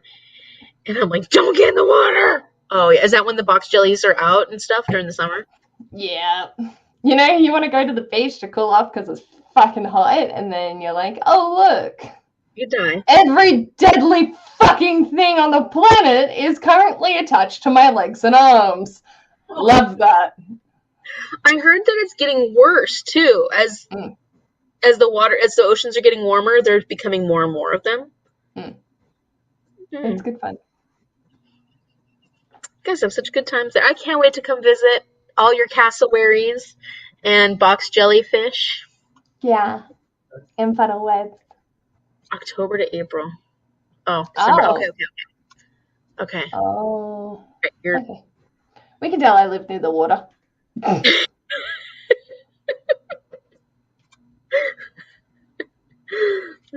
Well. Oh no, that's the half of the fucking year.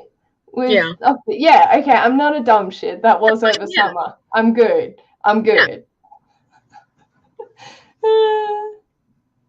More box jellies further south. Yep. Okay, I see it. I believe it. Ah, no.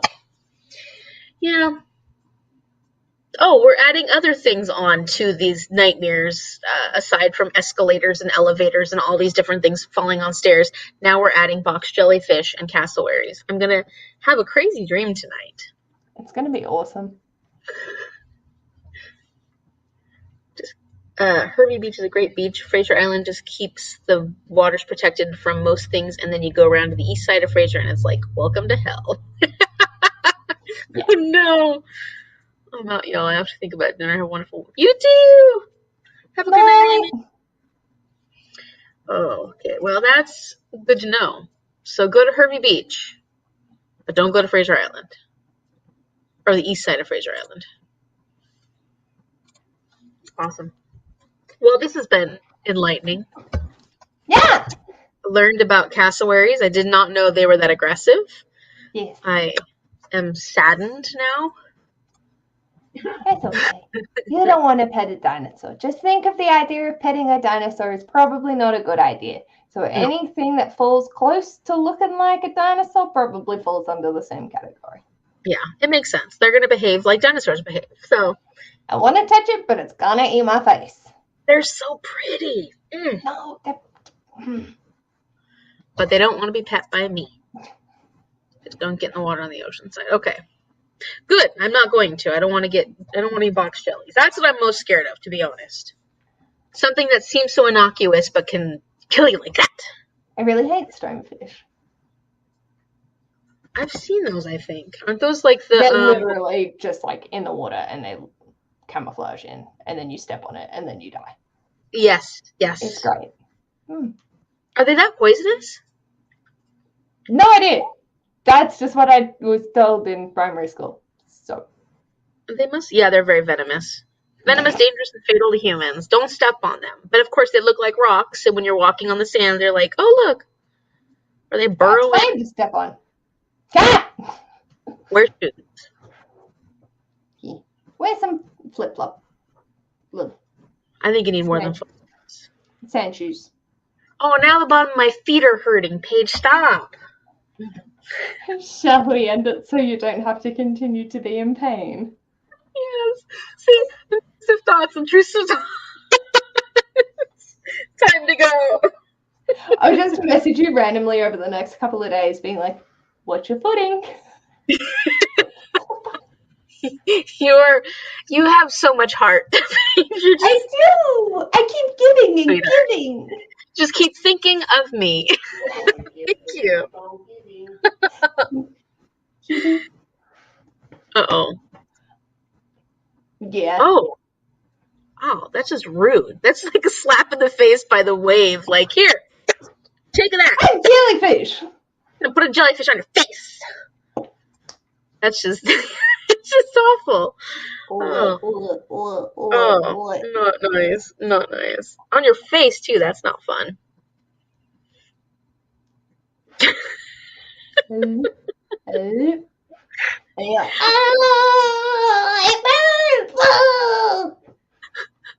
I went snorkeling once, and I was swimming, and you have the big old goggles on, and all of a sudden I see this little teeny jellyfish, and then I look, like it's right there in front of me, and then I look around me, and there's jellyfish all around, and I'm like, back up, back up, back up, back up, and we all got stung anyways, and they were little teeny jellies, but like it was all over, but my instant reaction was like, back up, back up, back up. Swim away. You must swim faster. I take it back. I don't want to go this way. Okay, well, this has been fun. That's Wally. Who's Wally? He's the kind of fish. He's nice. It's cute. I was petrified. That's really cute, though. That one's cuter. Oh, that is cute. Look at you. Yeah, so scared. Very big fish. Yeah, that's a big fish. Happy. Because it literally thunked me over the head. Oh, is it really? Yeah, it had come swimming past and went doink as it was coming past. I was like, hello. Ah! That is so cute. Yeah. That's very cute. Yeah, that's so funny. I was like, must not move my arms, giant fucking fish. Do not think it's going to be okay. That's fine. It takes a second. Yeah. Well, this has been fun. Thank you so much. Yeah, thank you. This has been a great final mid-month sprints. More talking than sprinting. Yeah, that's okay. We like it. It's what we needed. We needed it. And we'll be talking again on December 9th. So if anybody who's still hears Reading City of Heavenly Fire or watches this in the past or in the future, we will be doing that live show on my channel on December 9th, 10th if you're in Australia. And I don't check the link for the the time zone change differences. 12 p.m. AST for me, so that would be 11 a.m. for Queenslanders. Just And weird. 5 p.m. for me, and for the East Coast, it would be 3 hours earlier than that. Later than that. Just kidding. 8 p.m. Nice. Yay! Okay. Well, thank you so much, everyone, and we'll see you later. Bye. Bye. We did it. We did it. We did it. Whoop, whoop, whoop. Yes. Oh dear. All right. Let's message Amy telling her she needs to end the live. You need to. There we go. You came back. You came back. Yeah. Yeah. Forgot it was on your channel, did you? I was like, how come it just kicked me? I'm tired. I put leave the studio. I didn't put end broadcast. Oh, yeah, I figured when it zoomed in on my face, and I'm like, well, shit. Sorry. Okay, let's try it again. Bye. Perfect way to end.